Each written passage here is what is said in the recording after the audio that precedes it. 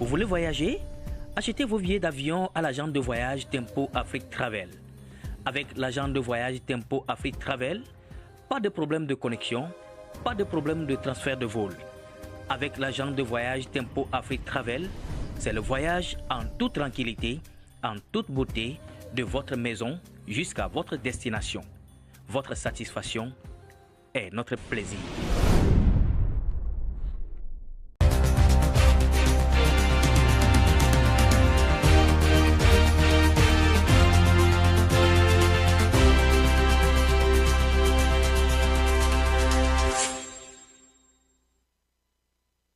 Madame, monsieur, bonsoir. Ravi de vous retrouver. C'est déjà la fin de la semaine et de Lumières internationales. Une émission qui brille sur le toit de la mère de l'humanité, l'Afrique, je veux dire, et doit son éclat à notre rédaction.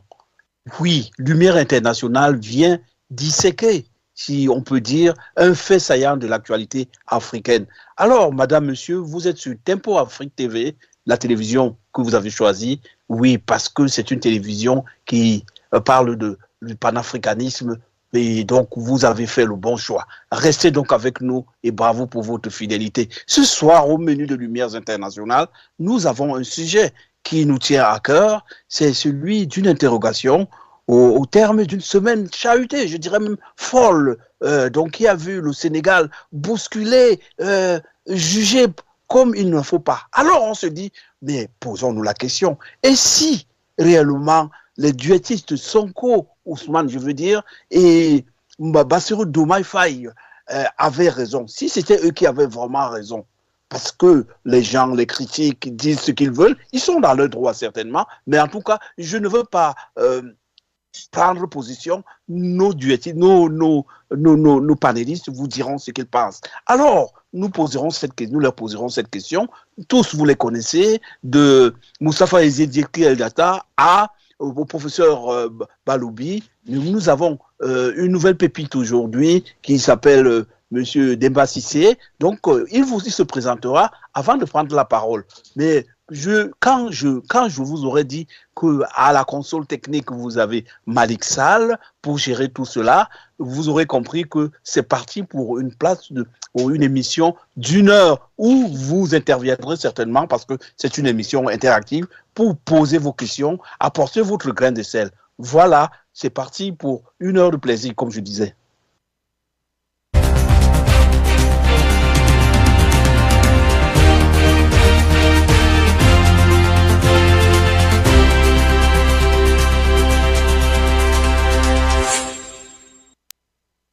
Oui, donc voilà, c'est Lumières internationales, une émission que beaucoup nous envient dans le paysage audiovisuel mondial. Et cette émission, comme je le disais d'entrée de jeu, elle est vraiment l'œuvre construite par notre rédaction tout entière. Alors, donc, cette semaine, vous n'avez pas loupé le fait que les duotistes Bassirou Diomaye Faye et le Premier ministre Ousmane Sonko ont été sous le feu de l'actualité et critiqués parce que, par exemple, le Premier ministre Ousmane Sonko s'est rendu au Mali et a pris position. Il est revenu, il a été jugé, sans compter les jugements qu'on entend ici et cela, parfois sans du respect pour eux, pour leur personne. On entend qu'ils ne sont plus panafricains. Alors, vous connaissez cette émission. Elle a pour objet de mettre tout sur la table. Au lieu de critiquer, nous prendrons parti, nous décortiquerons et démonterons tout ce qui a été dit.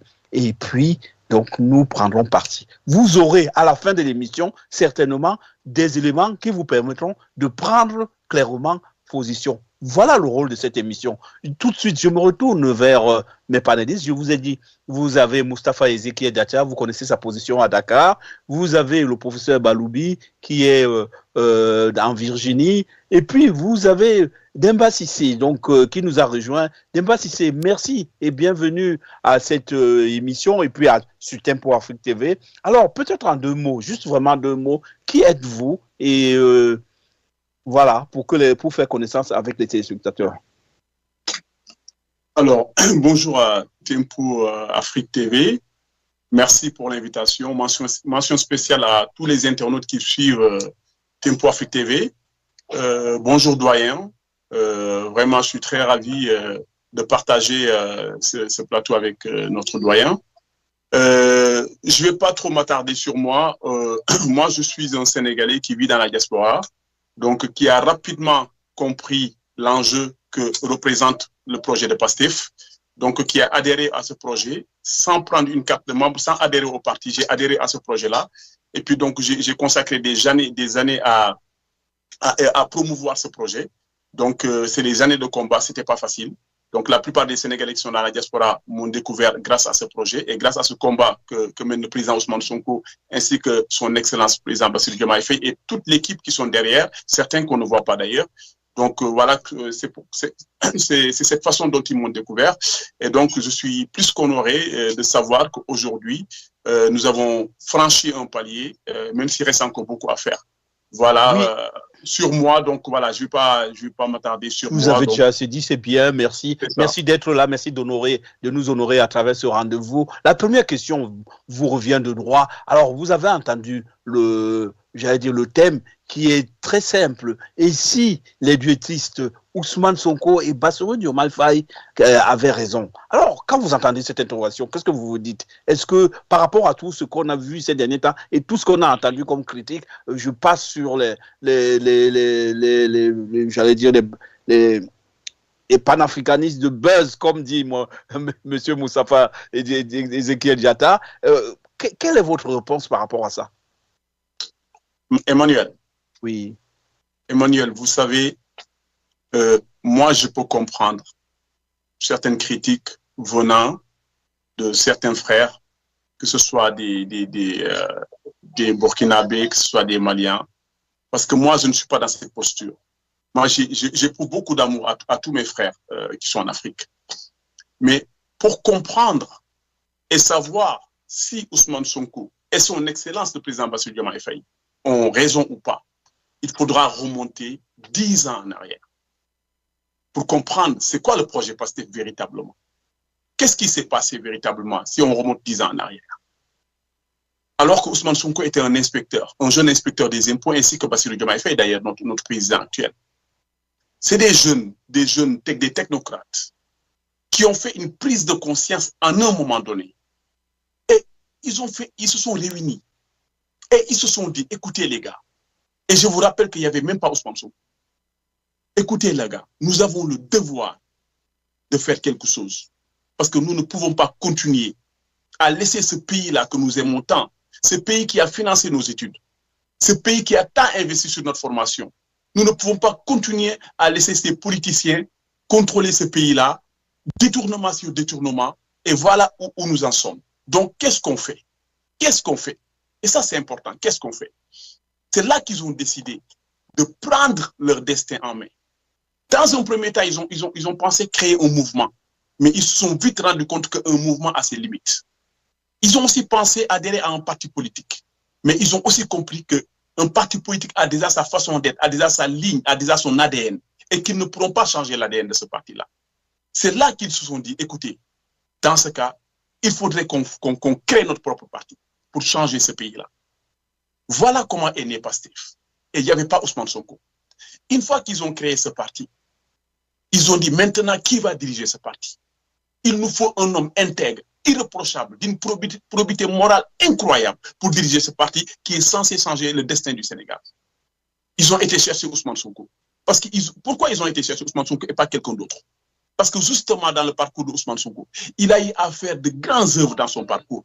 Il a eu à créer le premier syndicat, bien qu'Abdoulaye Wade n'était pas d'accord. Son premier ministre n'était pas d'accord. Mais Ousmane Sonko n'a même pas craint pour son poste. Il s'est battu avec Abdoulaye Wade. Abdoulaye Wade, en tant que démocrate, finalement a reconnu que Ousmane Sonko avait raison. Et il a accepté que Ousmane Sonko crée le premier syndicat aux impôts et domaines. Sans parler de l'homme qu'il est, il est connu par ses collègues comme quelqu'un qui est incorruptible, quelqu'un qui a refusé des mallettes et des mallettes d'argent. Parce qu'il a eu à faire des redressements fiscaux dans des entreprises qui pèsent des milliards, qui lui ont proposé beaucoup d'argent. Alors Ousmane Sonko n'a jamais cédé à la corruption. Voilà pourquoi ils ont été chercher Ousmane Sonko. Ils lui ont dit, nous voulons que ce soit vous qui dirigeait ce parti-là. Nous voulons que vous soyez le président de ce parti-là. Dans un premier temps, il n'a pas accepté. Il n'a pas accepté dans un premier temps.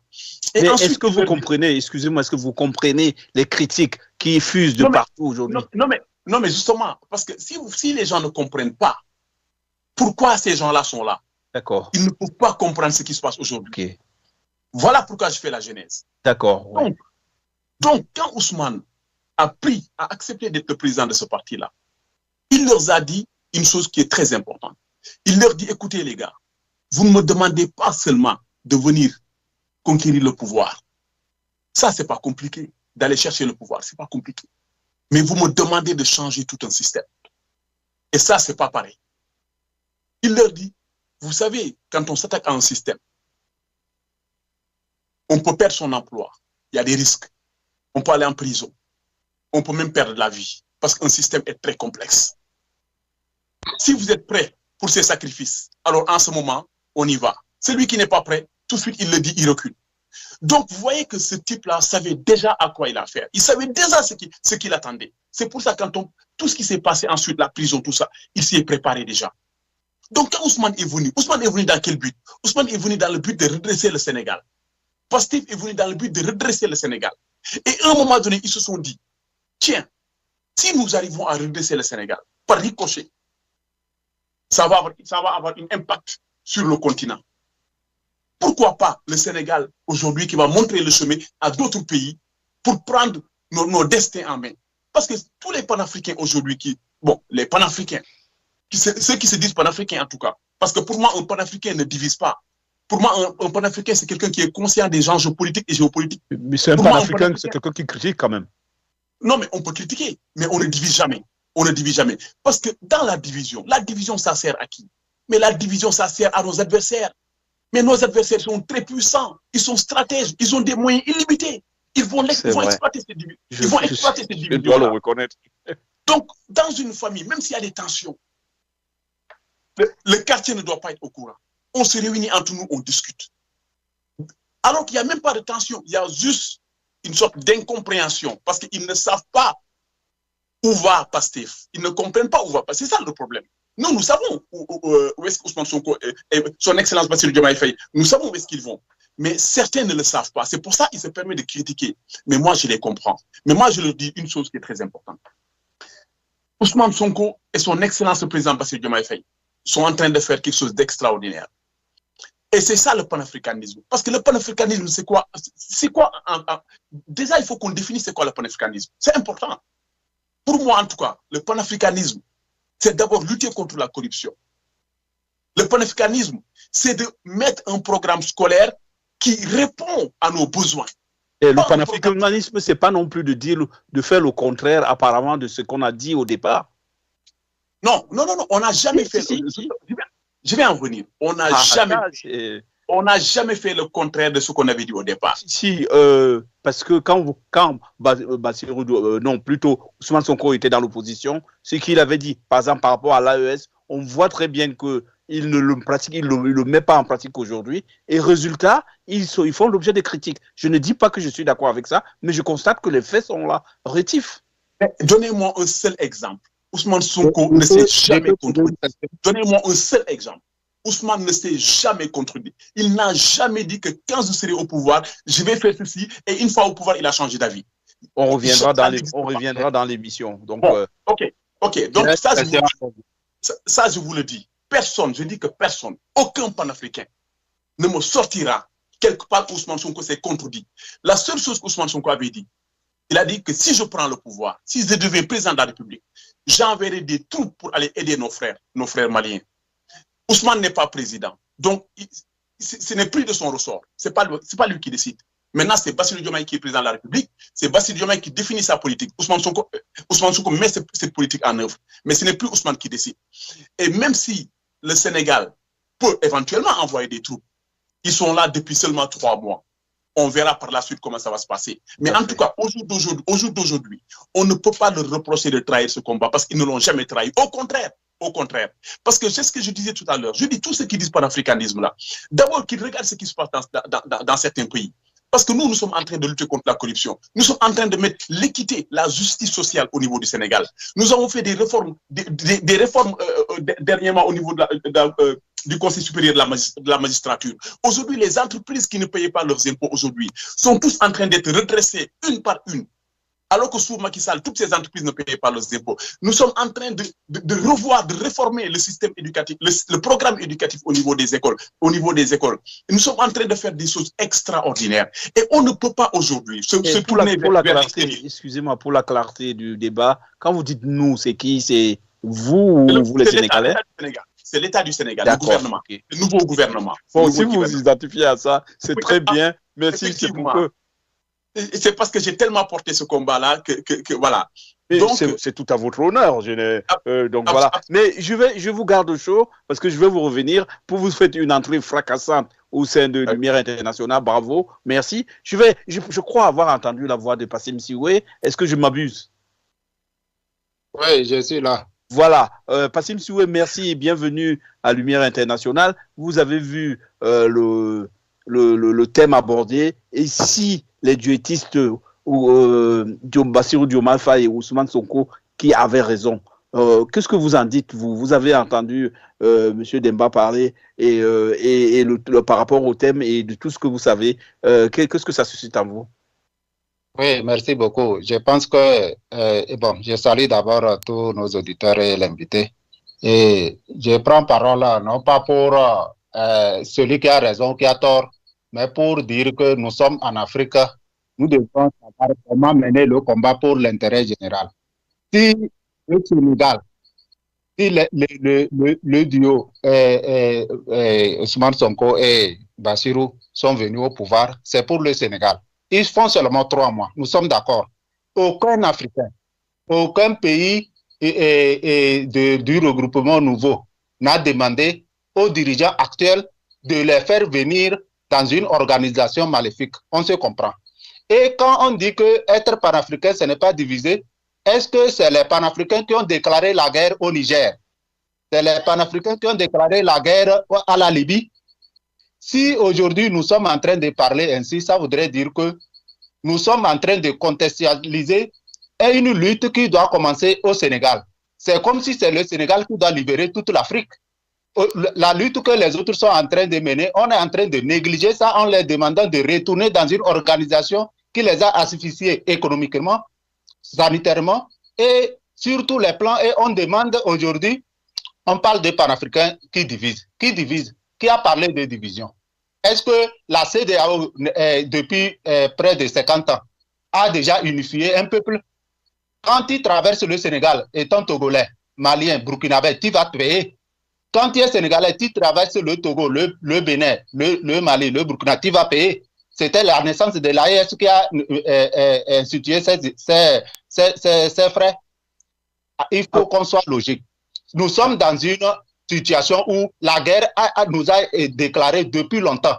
Et ça s'est déclenché le 20 octobre 2011. Si nous continuons à bavarder tout simplement, grande et complète sera notre déception. Parce que loin de parler des organisations sous-régionales, c'est toute l'Afrique qui est engagée, qui est attaquée par une organisation de l'OTAN. Sinon, toute l'Europe et l'Amérique veulent se retourner contre les Africains. Et ce n'est pas le Sénégal qui va défendre toute l'Afrique. Je m'arrête là. Oui, merci. En tout cas, vous avez entendu M. Demba. Mais pour la clarté du débat, je vais vous revenir. Je me tourne vers Salif, le professeur, pour vous demander ce que vous en pensez. Vous avez entendu, par exemple, M. Demba argumenter l'histoire qu'il a faite. Vous la connaissez par cœur. Bah, je peux le dire parce que je vous connais et que je vous côtoie. Donc, quand vous écoutez tout cela, et surtout l'intervention de Passim Siwe qui vient nuancer ce débat, qu'est-ce que vous en dites? Merci, Monsieur Maïga, et bienvenue sur notre plateau. Et merci d'honorer de votre présence, n'est-ce pas, ici, Tempo Afrique TV, parce que vous n'êtes pas n'importe qui, Monsieur Demba Cissé. Je ne parle pas de vos diplômes, je ne parle pas de votre taille, je ne parle pas de votre barbe, encore moins de votre chevelure. Je parle de ce qu'il y a dans votre cœur. Je parle de ce qu'il y a dans votre tête. Je parle de la nature de combat que vous avez porté pendant longtemps. Alors, votre venue ici est une opportunité pour que vous puissiez expliquer, non seulement aux Sénégalais, mais à l'Afrique tout entière, qu'est-ce que ça veut dire, Pastef. Et nous commençons par la patrie. La patrie, on dit les patriotes africains du Sénégal pour le travail, l'éthique et la fraternité. Moi, je n'ai rien vu encore qui ait trahi le nom ou cette vision. Je n'ai rien vu. S'ils avaient tort, si Sonko et le président avaient tort, s'ils avaient tort, alors qu'on nous montre qui proclame, qui est le juge. On a enlevé, on a tout de suite parlé de « il a promis, il n'a pas fait ». Il a promis à qui? Il a promis à qui? Et vous avez bien fait, M. Cissé, de dire que s'il était président, encore que, même si c'était lui le président, je parie que de par sa lucidité, il n'aurait pas encore envoyé une troupe où que ce soit. Parce qu'il faut en faire la demande. Qui s'est plaint? Est-ce que c'est le Mali? Est-ce que l'AES? Monsieur Baloubi. Alors, expliquez-nous pourquoi cette vision patriote et pourquoi nous estimons qu'il faut commencer par le Sénégal et il faut balayer, comme vous êtes en train de dire, sa propre chambre avant d'aller sur la place publique.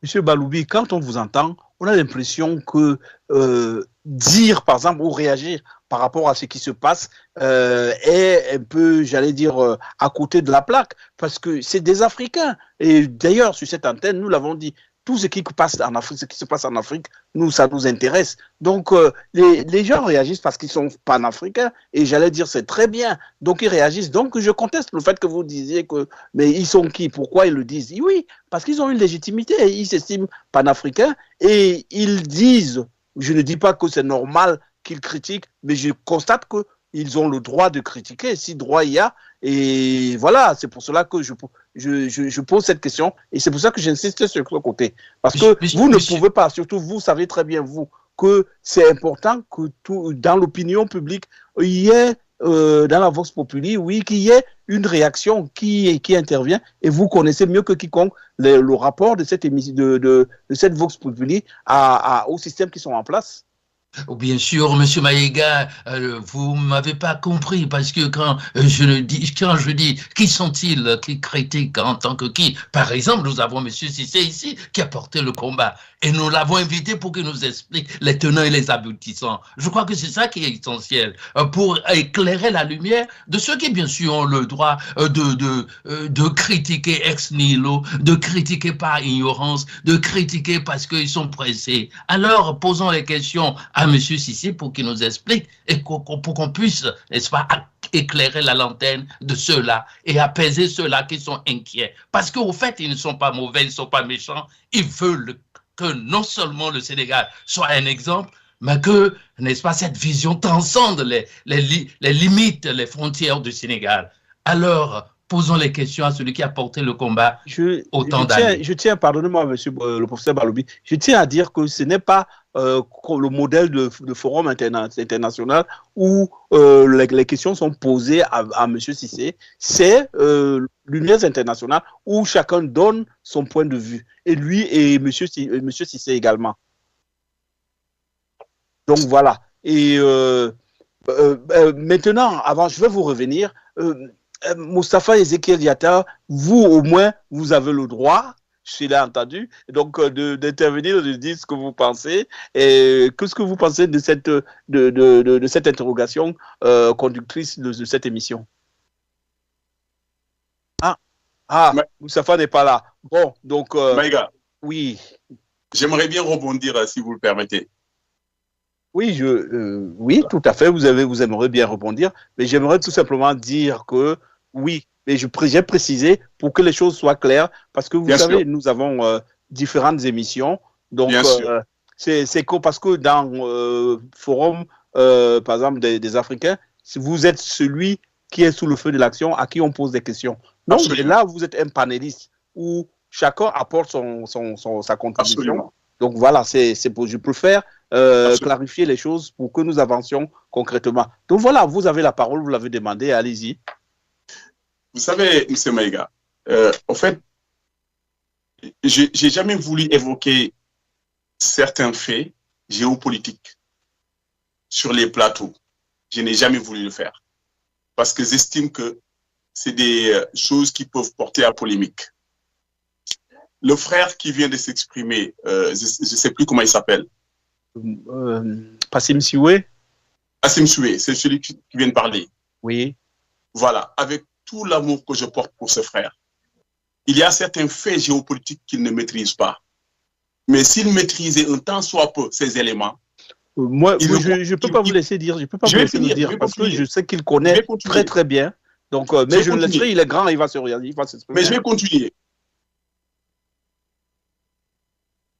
Je vais continuer. S'il maîtrisait un tant soit peu la géopolitique à un certain niveau, il changerait de discours. Et je vais vous expliquer pourquoi. Vous savez, là, il n'est même plus question de la France. Là, on parle des États-Unis. Vous savez ce que c'est que les États-Unis? Très bien. Alors, les Américains, c'est la première puissance à tous les niveaux. À tous les niveaux, que ce soit militaire, économique, ce que vous voulez. Rien que Microsoft, je ne parle même pas de Apple, rien que Microsoft peut nourrir tous nos États.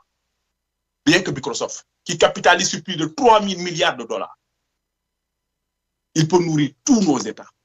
Je ne parle pas du gouvernement fédéral, je ne parle pas d'Apple, je ne parle pas de Boeing.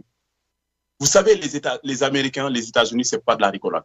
Quand les Américains se mêlent de quelque chose, il faut être très intelligent.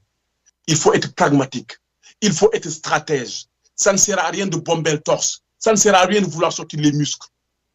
Avec les Américains, il faut y aller intelligemment et sur le plan diplomatique.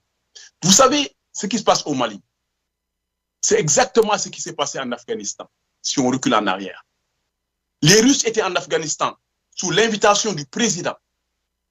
Les Américains, voyant l'influence russe dans ce secteur, ne pouvaient pas l'accepter dans leur stratégie. Donc, ils ont fait quoi, les Américains? Ils ont pris Ben Laden. Ils ont formé Ben Laden. Ils ont armé les mecs. Ils les ont armés. Ils les ont formés. Avec toute l'artillerie derrière, ils ont réussi à faire partir les Russes. C'est pour ça que je dis que quand les États-Unis commencent à s'intéresser à un problème, il faut être très intelligent. Parce que ce qui est arrivé en Afghanistan, nous ne voulons pas que ça se passe au Mali.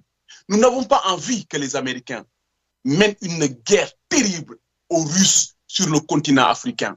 Parce que les seuls perdants, ce sera les Africains. Tous ceux qui sont là, qui parlent, ils parlent des choses qu'ils ne comprennent même pas. Ils parlent des choses qu'ils ignorent. Il faut que ça se réalise pour qu'ils comprennent qu'ils étaient dans l'erreur. Le Sénégal, la diplomatie sénégalaise est largement au-dessus de l'émotion. Nous voyons plus loin que certains panafricains. Nous ne voulons pas que le Mali soit le théâtre de conflit entre la Russie et les États-Unis. Et c'est ce qui est en train d'arriver. C'est pour cela que nous avons voulu, à travers une CEDEAO réformée, à travers une CEDEAO des peuples et pas des chefs d'État, porter ce combat-là avec le Mali à nos côtés, avec le Burkina à nos côtés, avec le Niger à nos côtés, pour dire à Washington que non, le Sahel ne peut pas être le théâtre de combat entre deux puissances. Voilà le véritable problème que certains ne diront pas. Parce que le Sénégal ne peut pas... Attendez, je vais finir. Vous savez ce qui s'est passé récemment? L'attaque qu'il y a eu contre l'armée malienne. Les États-Unis sont dedans. Ils l'ont planifié, ils l'ont préparé en compagnie de salopards, de terroristes contre nos frères maliens. Les Américains, quand il s'agit de défendre leurs intérêts, ils n'ont pas d'amis. Et je vais vous dire une chose. Quand il a fallu éliminer Kadhafi, le président du Niger, Issoufou, a téléphoné à Barack Obama. Il dit à Obama, si vous tuez Kadhafi, vous allez déstabiliser toute la sous-région. Vous savez ce qu'Obama a dit? Obama lui a dit, we will finish the job. Nous allons terminer le travail. Oui, je l'ai entendu. Parce que les Américains, quand il s'agit d'intérêt, ils n'ont ni d'amis, ni d'état d'âme. Même s'il faut raser 100 000 villages, ils le feront. Ils ont toujours agi ainsi. Et nous voyons cela venir au niveau du Sahel. Nous voulons appeler nos frères dans une dynamique républicaine. Venez dans la CEDEAO. Et une fois à l'intérieur de la CEDEAO, nous allons pouvoir parler avec les Américains. Nous allons pouvoir parler avec les Russes. Nous allons pouvoir parler avec tout le monde. Parce que si vous ne le faites pas, nous ne pouvons pas nous bloquer les Américains. Le Sénégal ne peut rien faire face aux États-Unis. Si les États-Unis décident d'armer des mercenaires, leur fournir des armes, le Sénégal ne peut absolument rien faire. C'est pour cela qu'il faut que les Africains, l'ensemble des Africains, se mettent autour d'une table pour pouvoir parler d'une seule voix. Mais cela n'est possible que si nos frères acceptent de revenir dans une CEDEAO réformée. On peut changer d'organisation, on peut faire ce qu'on veut. Mais en tout cas, je vous dis une chose. Je n'ai jamais voulu aller très loin dans un débat. Mais ce qui se passe au Sahel, si les Sahéliens pensent que c'est parce que la Russie leur fournit des armes et que ces armes vont suffire pour stopper ce qui se passe, c'est parce qu'ils ignorent tout de la puissance américaine. Monsieur Demba, nous espérons que vous allez aller très loin dans le débat ce soir pour alimenter nos téléspectateurs. Donc voilà, avant de donner la parole à Passim Siwe, qui doit réagir par rapport à ce qu'il a entendu, j'aimerais vous rappeler, chers téléspectateurs, que vous êtes sur Tempo Afrique TV et que vous écoutez l'émission Lumière africaine. Donc le thème que nous avons abordé aujourd'hui ici, après une semaine, j'allais dire folle, de folie douce au Sénégal, où on a critiqué ici et là, ou en dehors du Sénégal et au Sénégal également. Donc quelques voix se sont élevées et on se dit, oui, bon, si après tout, les duettistes qui sont au pouvoir, si c'est eux qui avaient raison, donc voilà, et nous avons réuni nos éminents critiques et observateurs pour pouvoir vous donner leur point de vue, des éléments qui vous permettront de décider en conséquence. Voilà, merci pour votre fidélité et nous continuons le débat avec cette fois-ci Passim Siwe. Vous avez entendu Monsieur Demba Cissé, qu'est-ce que vous en dites?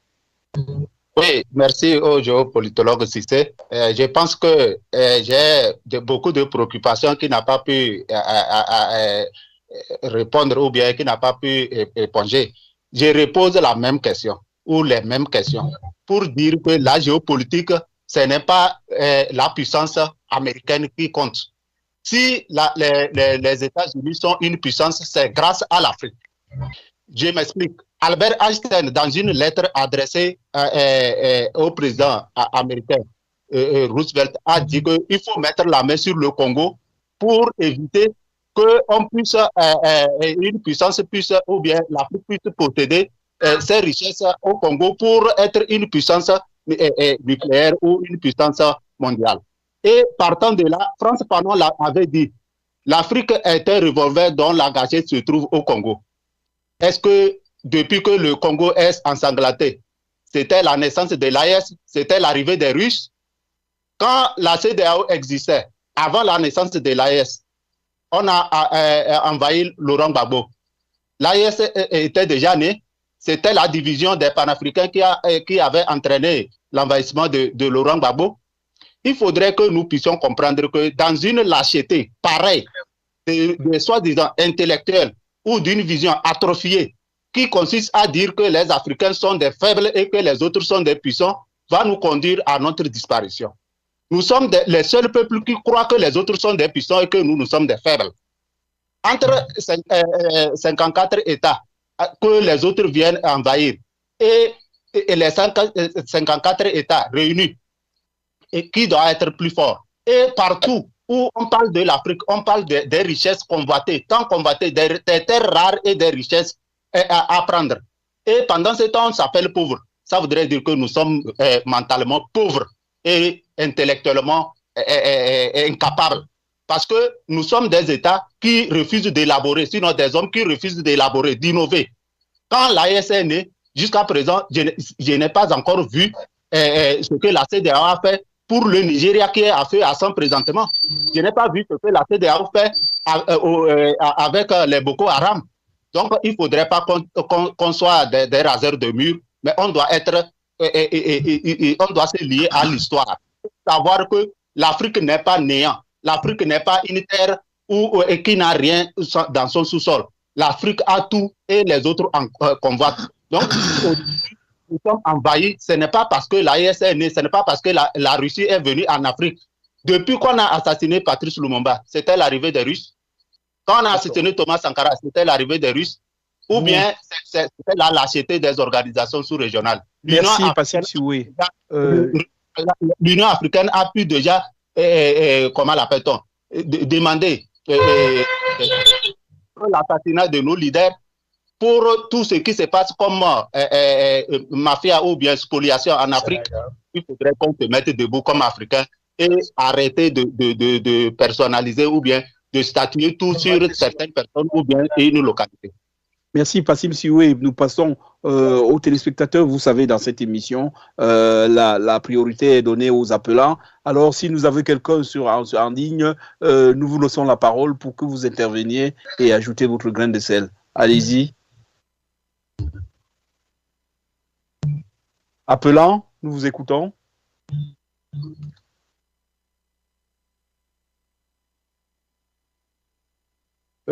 Malik, est-ce qu'il y a un appelant ou pas? Oui, bonjour, moi je téléphone depuis l'Europe, salut au plateau.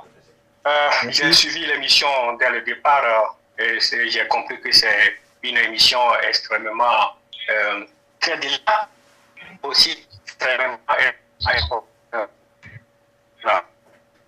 J'aimerais saluer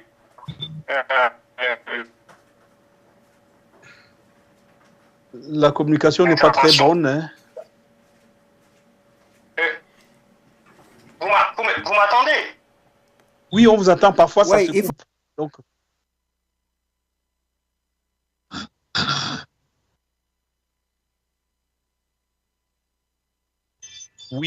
Oui, ça va mieux, merci. D'accord. Donc, moi, je téléphone depuis l'Europe, je salue le plateau. J'aimerais vraiment remercier le compatriote Cissé pour la clairvoyance de son intervention. Voyez-vous, j'ai écouté notre compatriote du Togo qui a dit que nous ne devons pas nous prendre pour des faibles. Ça, c'est un bon discours. Mais la réalité est autre. Avons-nous les armes de notre combat?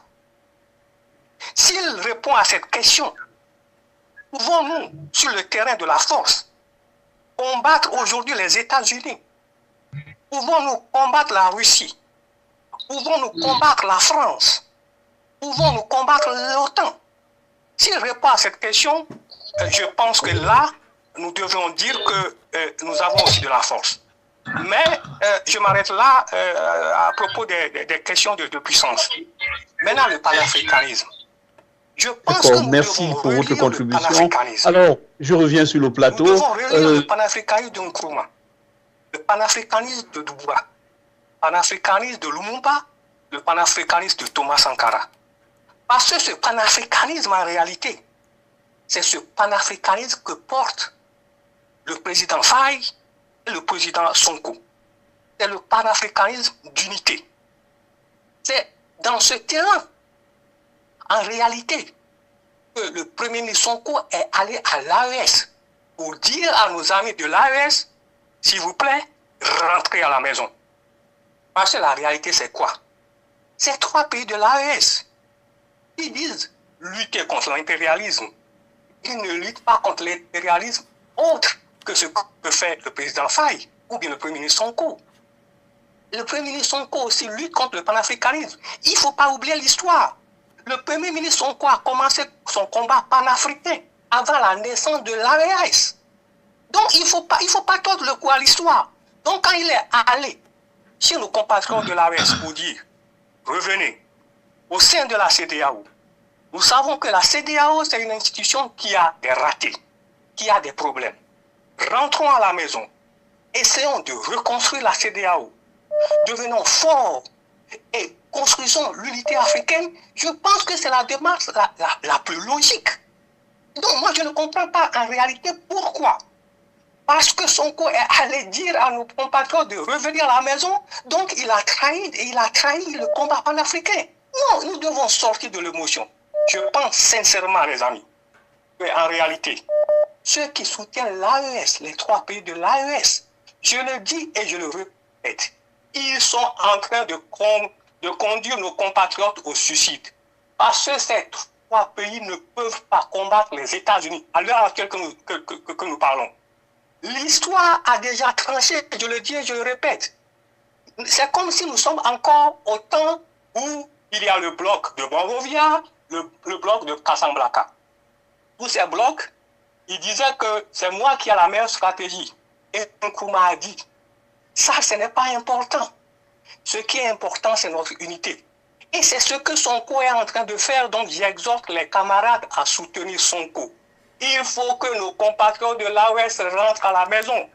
S'ils ne rentrent pas à la maison, nous pouvons bomber le torse. Mais aujourd'hui, il y a une réalité. Nous n'avons pas les forces de combattre le bloc de l'Est et le bloc de l'Ouest. Il nous faut sortir de ce combat. Il nous faut nous mettre en retrait de ce combat. Il nous faut nous positionner nous-mêmes ensemble. Essayons de corriger les tares de nos institutions et devenir une force. Il faut sortir de cette question de la Russie. Il faut sortir de cette question des États-Unis, les amis. Si nous continuons à faire ça, l'histoire va trancher. Et l'histoire a déjà tranché. Tous ceux qui ont combattu les États-Unis et qui se sont mis aux côtés de la Russie, ils ont perdu lamentablement. Donc nous pouvons continuer par bomber le torse si nous voulons.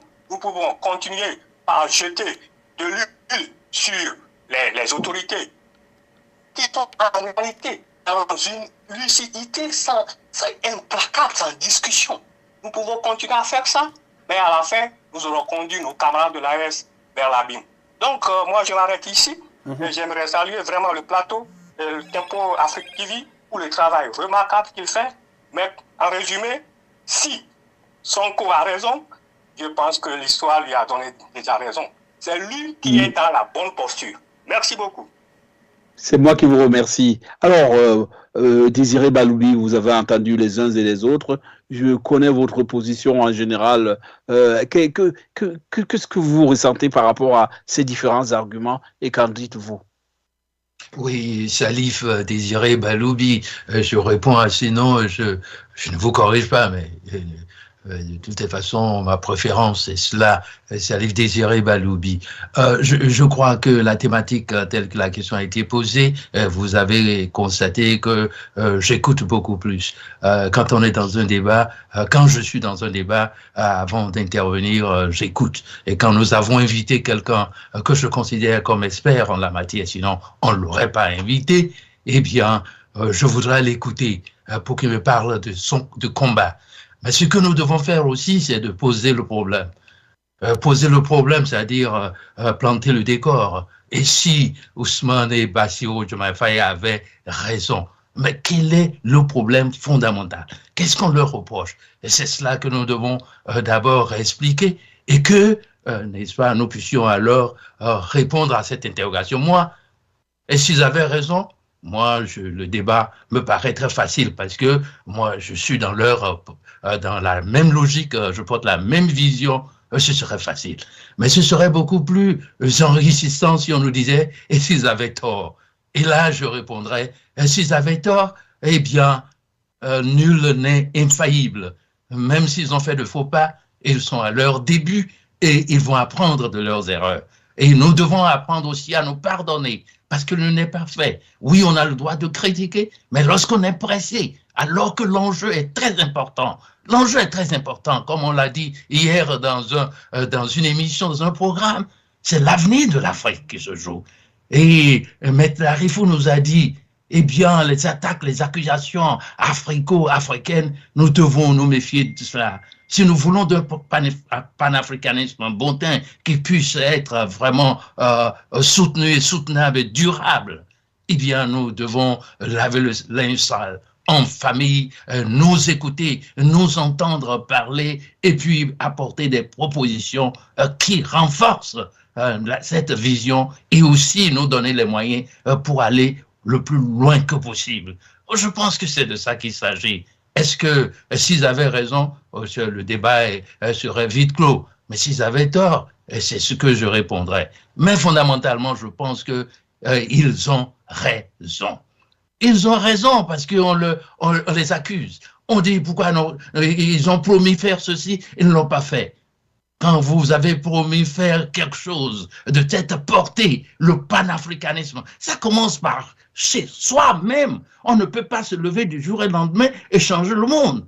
Il faut se changer soi-même d'abord. Et lorsque vous changez, que vous êtes un modèle, et si ce modèle plaît aux autres, eh bien, il s'accroche. Mais vous continuez à montrer que vous êtes dans la bonne voie et que vous avez les fruits, les rendements, les résultats sont là probants. Je pense que Diomaye Faye et Sonko n'ont pas encore péché du tout. Ils doivent, n'est-ce pas, balayer la cour. Ils doivent restructurer beaucoup de choses. Comme on nous l'a dit hier, il y a beaucoup d'audits qui se font un peu partout. Alors, je dis à ces détracteurs, bon, je comprends, ils ne sont pas des pécheurs, ils ont leur raison que nous comprenons, c'est-à-dire on a hâte d'aller vite, n'est-ce pas, parce que pendant longtemps, plus de 200 ans, nous avons été soumis à ce qui est vraiment l'esclavage. Et cet esclavage-là continue jusqu'à ce jour. 64 ans d'indépendance, on n'a jamais été indépendant. Alors, pour renverser la vapeur, il faut avoir de la laine. C'est un travail de très longue haleine. Merci. Oui, les autres...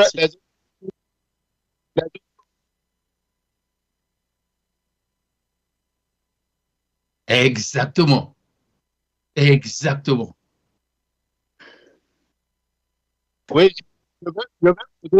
je vais poser une question avant que je pose la question. Si il y a des détournements au Sénégal et qu'ils sont en train d'épurer leur appareil judiciaire et autres pour épurer le pays, pourquoi les autres aussi ne vont pas le faire chez eux et qu'il faut revenir dans la CEDEAO d'abord avant de le faire? Est-ce que c'est sous-estimer les autres dans leur travail ou bien c'est méconnaître le travail des autres? Si le Sénégal seul peut faire chez lui pour étendre ça dans tous les pays, j'attends cela au Togo, j'attends l'épuration qu'ils vont faire au Togo, au Sénégal, qui va nettoyer le Togo, la Côte d'Ivoire et les 4e, 5e mandats pour que l'Afrique soit libérée. Je peux répondre?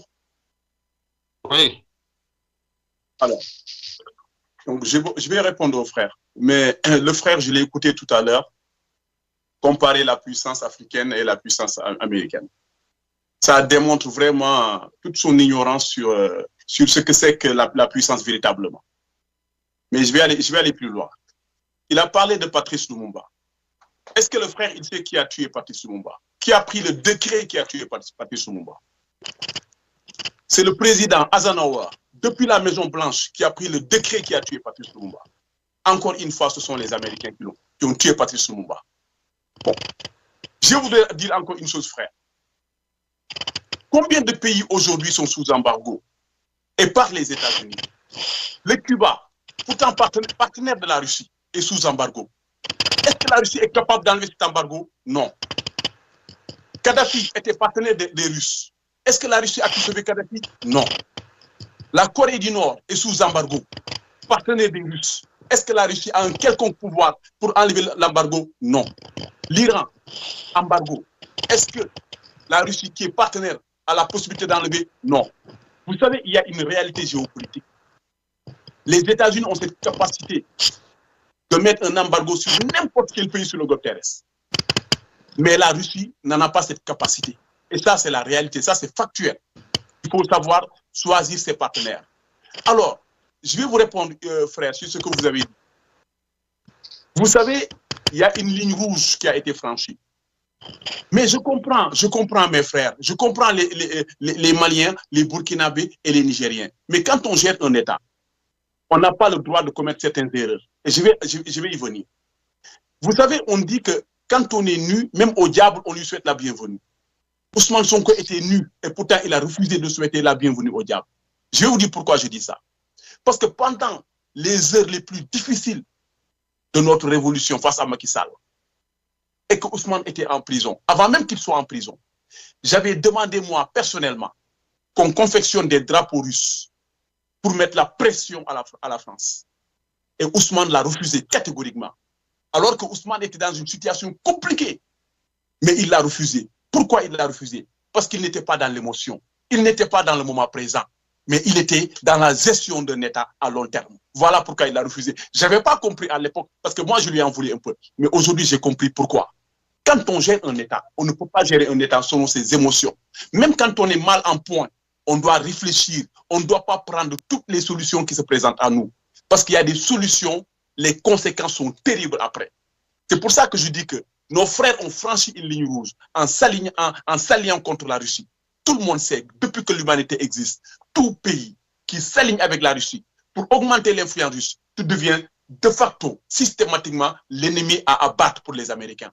Et quand les Américains se mettent à fomenter, quand les Américains se mettent à planifier, à mettre des stratèges pour détruire, pour affaiblir un pays, personne ne peut sauver ce pays.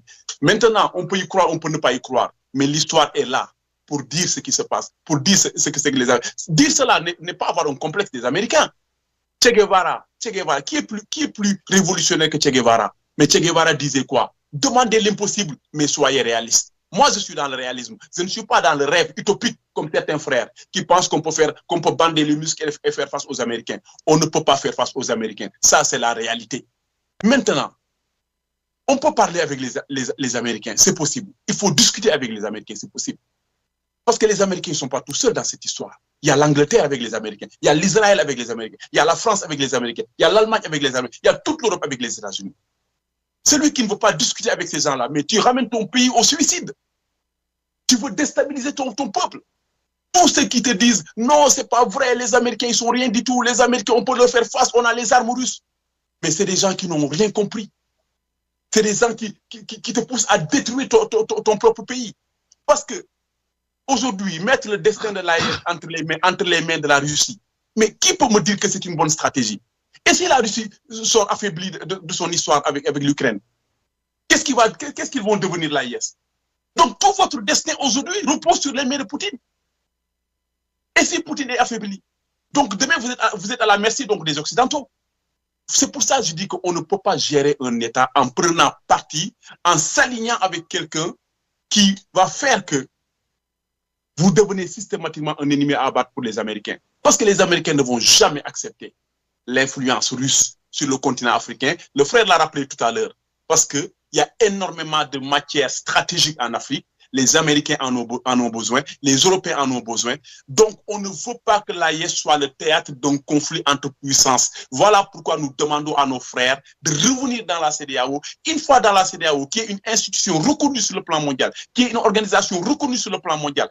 Ensuite, on peut, à l'intérieur de la CEDEAO, réformer, trouver des solutions et parler avec les Américains, parler avec les Russes, parler avec tous les blocs. Mais on ne peut pas continuer comme ça en pensant que par la guerre, on va réussir à avoir des solutions. Ça, c'est pas vrai. On n'aura pas de solution par les armes. Oui. Il y a le doyen qui veut intervenir.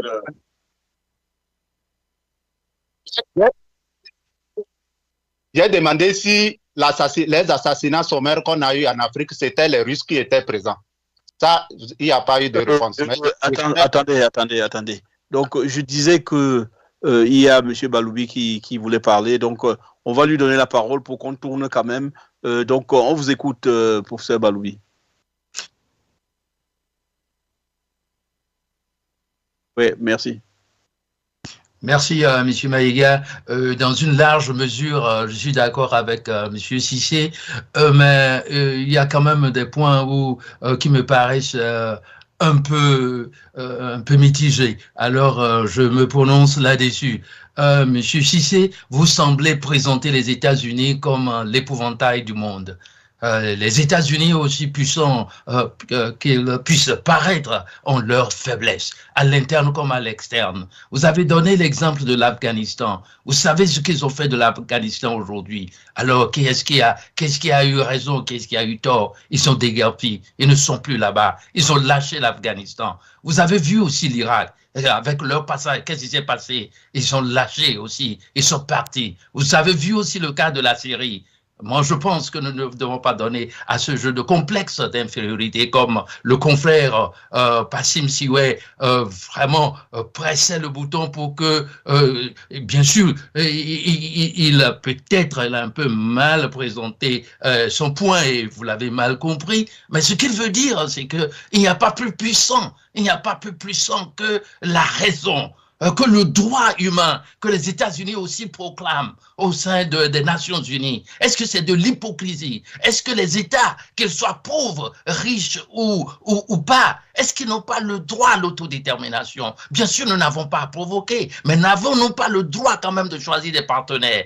Et moi, j'ai souvent dit, eh bien, il ne faut pas vendre son chien pour acheter un singe, parce que les deux animaux savent s'asseoir. Je dis, faisons beaucoup attention. Néanmoins, nous ne laissons pas notre sort dans la main donc de la Russie, l'arracher de la main de l'OTAN pour mettre ça dans la main de la Russie. Il faut se demander quel est le rôle que joue la Russie dans les États de l'AES. Si c'est pour vendre des armes, et vous avez à raison dit que ce n'est pas la guerre qui va régler ces questions, parce que le pays même le plus puissant, n'est-ce pas, que vous avez cité du monde, n'a pas pu réussir à tirer son épingle du jeu à travers les guerres. Vous voyez. Donc, c'est là, moi, la nuance que je voudrais quand même, je voudrais mettre le doigt là-dessus. Et je reviens à mon confrère Passy-Pierre Ballo-Sibé. Vous avez fait un peu, ça c'est mon analyse, je peux me tromper, de l'anachronisme en citant Einstein, et en venant à Roosevelt. Et tout cela, ça ne rime pas du tout. Ça ne s'adapte pas aux réalités d'aujourd'hui. Ce que veut l'Afrique, eh bien, c'est d'être souveraine. Elle veut être souveraine. Elle veut être capable de choisir ses partenaires. L'Afrique n'est pas contre l'Europe. L'Afrique n'est pas l'Afrique francophone, par exemple, mais pas contre les Français. Elle est simplement contre la politique de la France qui l'arrière et voudrait être libre pour choisir des partenaires. Maintenant, nous n'avons pas encore l'industrie. Nous voulons notre armée, mais il faut une industrie pour ne pas continuer à acheter des armes chez les autres. Mais à l'étape actuelle, on est obligé d'aller là où nous pouvons acheter des armes, tout en sachant que ces armes, ce n'est pas nécessairement pour encourager des guerres. Et puis, encore, vous voyez ce qui se passe, le djihadisme, le terrorisme et tout cela, on se demande qui est-ce qui finance tout cela? On a assez de problèmes. Et c'est à raison que les gens disent, nous ne devons pas nous faire la guerre à l'interne. Faisons tout pour que cette idée donc de panafricanisme, on soit unis autour de cela et barrer la route à ceux qui ne veulent pas que l'Afrique avance effectivement. Merci. Oui. Maïga, en fait, le frère avait posé une question et c'est important que, juste ça prend 2 secondes, c'est important parce que je pense qu'il ne m'a pas compris sur un aspect. C'est-à-dire, il faut qu'il comprenne que moi, je ne suis pas contre la Russie. Au contraire. C'est-à-dire, moi, je suis dans le réalisme. Mais la Russie, je ne suis pas contre la Russie. Poutine n'a absolument rien fait de mal en Afrique. Au contraire, la Russie a toujours été du côté des Africains, du côté de Congo, du côté de la Guinée. Tous les Africains qui luttaient pour la souveraineté, l'Union soviétique a été à côté de ces Africains-là pour les aider dans leur lutte. Donc moi, je ne suis pas contre Poutine. Au contraire, c'est quelqu'un que j'aime bien. Je pense que c'est un homme bien, c'est un homme qui veut équilibrer le monde.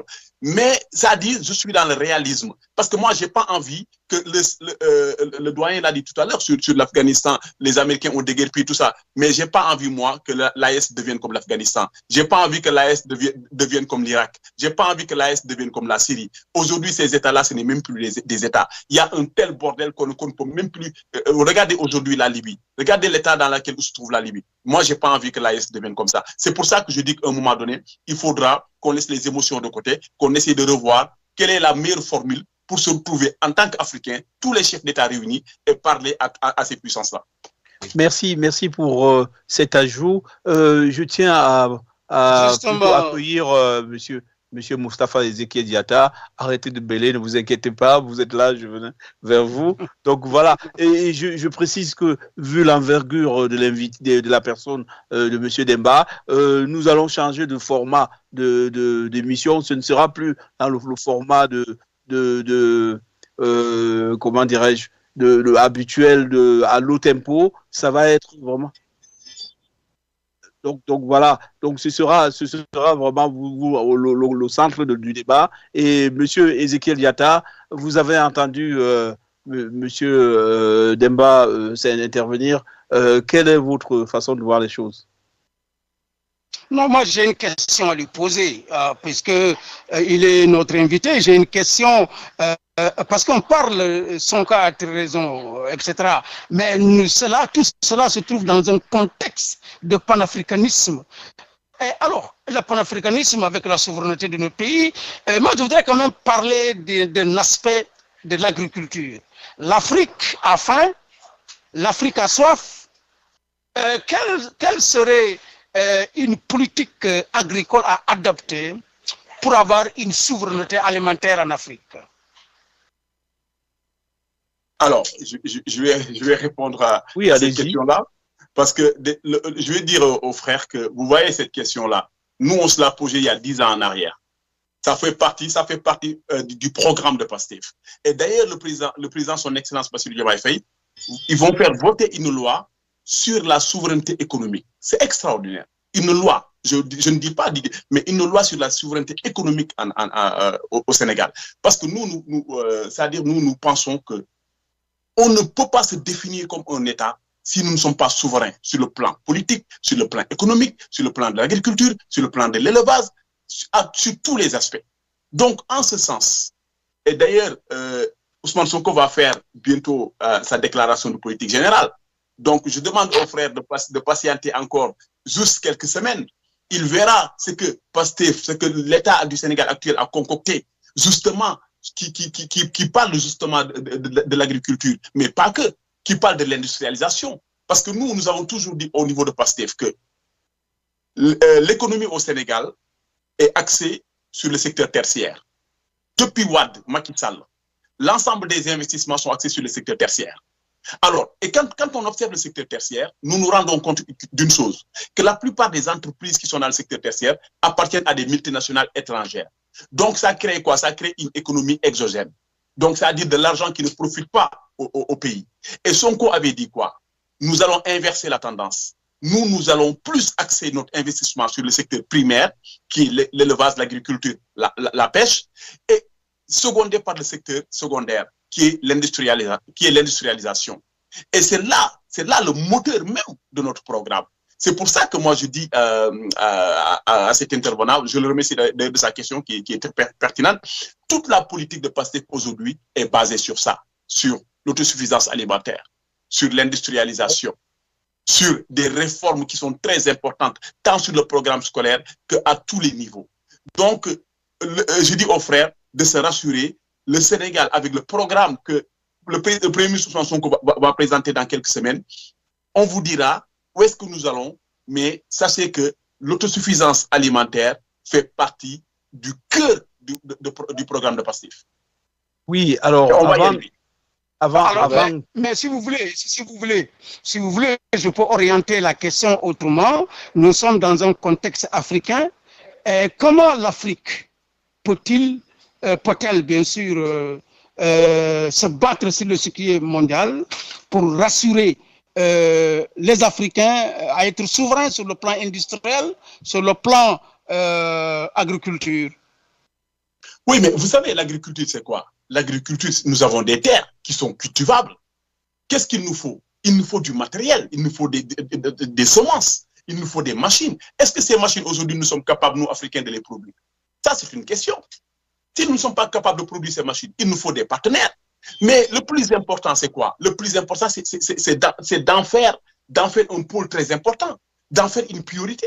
Parce que les gouvernements qui étaient là, notre ministre de l'Agriculture, il l'a dit plusieurs fois. Il a dit le tonne de riz, tout ce que le Sénégal importe, que ce soit le riz, que ce soit les autres, denrées de première nécessité. Le Sénégal importe pratiquement plus de 70% de ce qu'on consomme.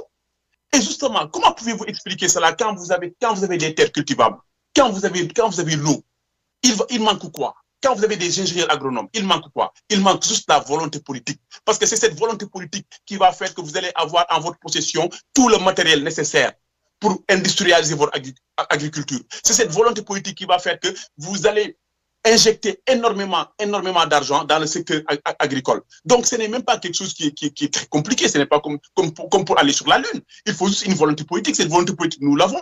Maintenant, les moyens pour arriver à cette volonté politique-là, est-ce que nous les avons ou pas? Si on ne les a pas aujourd'hui, en tout cas, nous avons des possibilités pour les avoir. Et je suis sûr et certain que ce gouvernement-là va l'avoir. Si le Sénégal fait sa part du marché, la Côte d'Ivoire fait sa part du marché, le Bénin, le Togo, tout le monde fait sa part du marché, et qu'il y ait un échange véritable entre les Africains. Mais nous n'aurons plus à importer quoi que ce soit de Thaïlande ou de Chine. Donc la balle est dans notre camp. Nous, en tout cas, au Sénégal, on est en train de faire notre part. Donc, je ne vais pas marcher sur la langue du Premier ministre. Le président Ousmane Sonko va faire sa politique générale bientôt et vous entendrez tout ce qu'il vous dira, ce que nous allons faire dans les 5 ans à venir. Vous verrez. En tout cas, ce que je peux vous dire, c'est que nous avons tout en notre possession. Il nous manque, il faut le dire, nous ne sommes pas des pays industrialisés, nous ne sommes pas capables de produire certaines machines par rapport à l'agriculture. Mais il nous faut des partenaires fiables, qui est un échange de transfert de technologie, de beaucoup de choses, et ainsi nous pouvons fortifier notre agriculture et nous pouvons atteindre l'autosuffisance alimentaire en un temps record. Pour nous, ce n'est même pas quelque chose d'impossible, c'est quelque chose qui va se faire. Pour nous, c'est une question de temps, mais ça va se faire rapidement. D'accord. Alors, Passim Balosiwe, vous avez une question pour le moment? Oui, d'abord, avant de poser ma question, je voulais dire qu'il n'y a pas d'acronisme quand je fais le lien entre Roosevelt et Albert Einstein, puisque l'enjeu est du moment présentement au Congo. Si la lettre de Einstein n'était pas prise en compte, l'Amérique ne devrait pas être là-bas avec les forces onusiennes depuis plus de 20 ans, sans résultat. Donc, si l'Afrique saigne, c'est à cause de ses richesses et que les Africains ne devraient pas en bénéficier puisqu'ils sont des races inférieures. Maintenant, la question que j'aimerais poser, ça voudrait dire qu'aujourd'hui, c'est PASTEF qui va orienter toute l'Afrique à travers ces projets, si je comprends bien. Deuxièmement, j'aimerais savoir si c'est à partir du Sénégal que l'Amérique va accoster maintenant pour diligenter toute l'Afrique comme c'est une puissance planétaire. Sinon, qu'est-ce que nous, les Africains, nous devrons faire concrètement pour que nous soyons aussi une puissance? Si on doit toujours célébrer les autres, qu'est-ce que nous sommes venus faire dans ce monde? Je m'arrête là. Oui. Bon, vous savez, le frère, il me prête des propos qui ne sont pas du tout le fond de ma pensée. Non, il se pose une question. Non, mais il n'y a pas de problème. On est dans un débat, il n'y a aucun problème. En fait, je pense qu'en fait, bon, il m'écoute, mais il ne m'entend pas parce que vous savez, moi, je ne suis pas là pour dénigrer l'Afrique. Je ne suis pas là pour dire que l'Afrique ne peut pas être une puissance. Loin de là, je ne suis même pas dans cette dynamique-là. Mais bien sûr, vous savez, en tout, il faut un commencement. En tout, il faut un commencement. Soyons pas pressés. Nous avons nos États sont jeunes. Nos États sont jeunes. Les premiers qui ont été à l'école apprendre les mathématiques, je pense que dans un passé récent, ce sont les Senghor, les Lamine Gueye, les Blaise Diagne. Vous voyez ce que je veux dire? C'est-à-dire, mais en peu de temps, nous avons réalisé des choses extraordinaires. Aujourd'hui, vous allez dans les plus grandes universités du monde, vous allez trouver des professeurs africains. Allez à Harvard, MIT, Oxford, où vous voulez. Il y a des professeurs africains. Donc aujourd'hui, les Africains ont atteint un niveau aujourd'hui vraiment intellectuel très, très élevé et ce n'est pas négligeable. Moi, je pense que le problème de l'Afrique, c'était le problème de l'Afrique, oui, le problème de l'Afrique, en fait, c'est la malgouvernance. Vous savez, la malgouvernance a été le cancer pour l'Afrique. Parce que les chefs d'État qui étaient là avec les ministres, mais c'est des gens qui bouffaient la moitié de ce qu'on leur donnait. Ils vont prendre de l'argent à la Banque mondiale, ils vont prendre de l'argent au FMI, mais c'est pour se partager. Non seulement ils n'avaient pas une vision économique, mais ils se partageaient l'argent. Donc comment un État sérieux, comment un pays peut se développer sur la base de la corruption? Une corruption qui est orchestrée depuis le sommet de l'État. Mais voilà le problème africain, c'était ça le problème africain.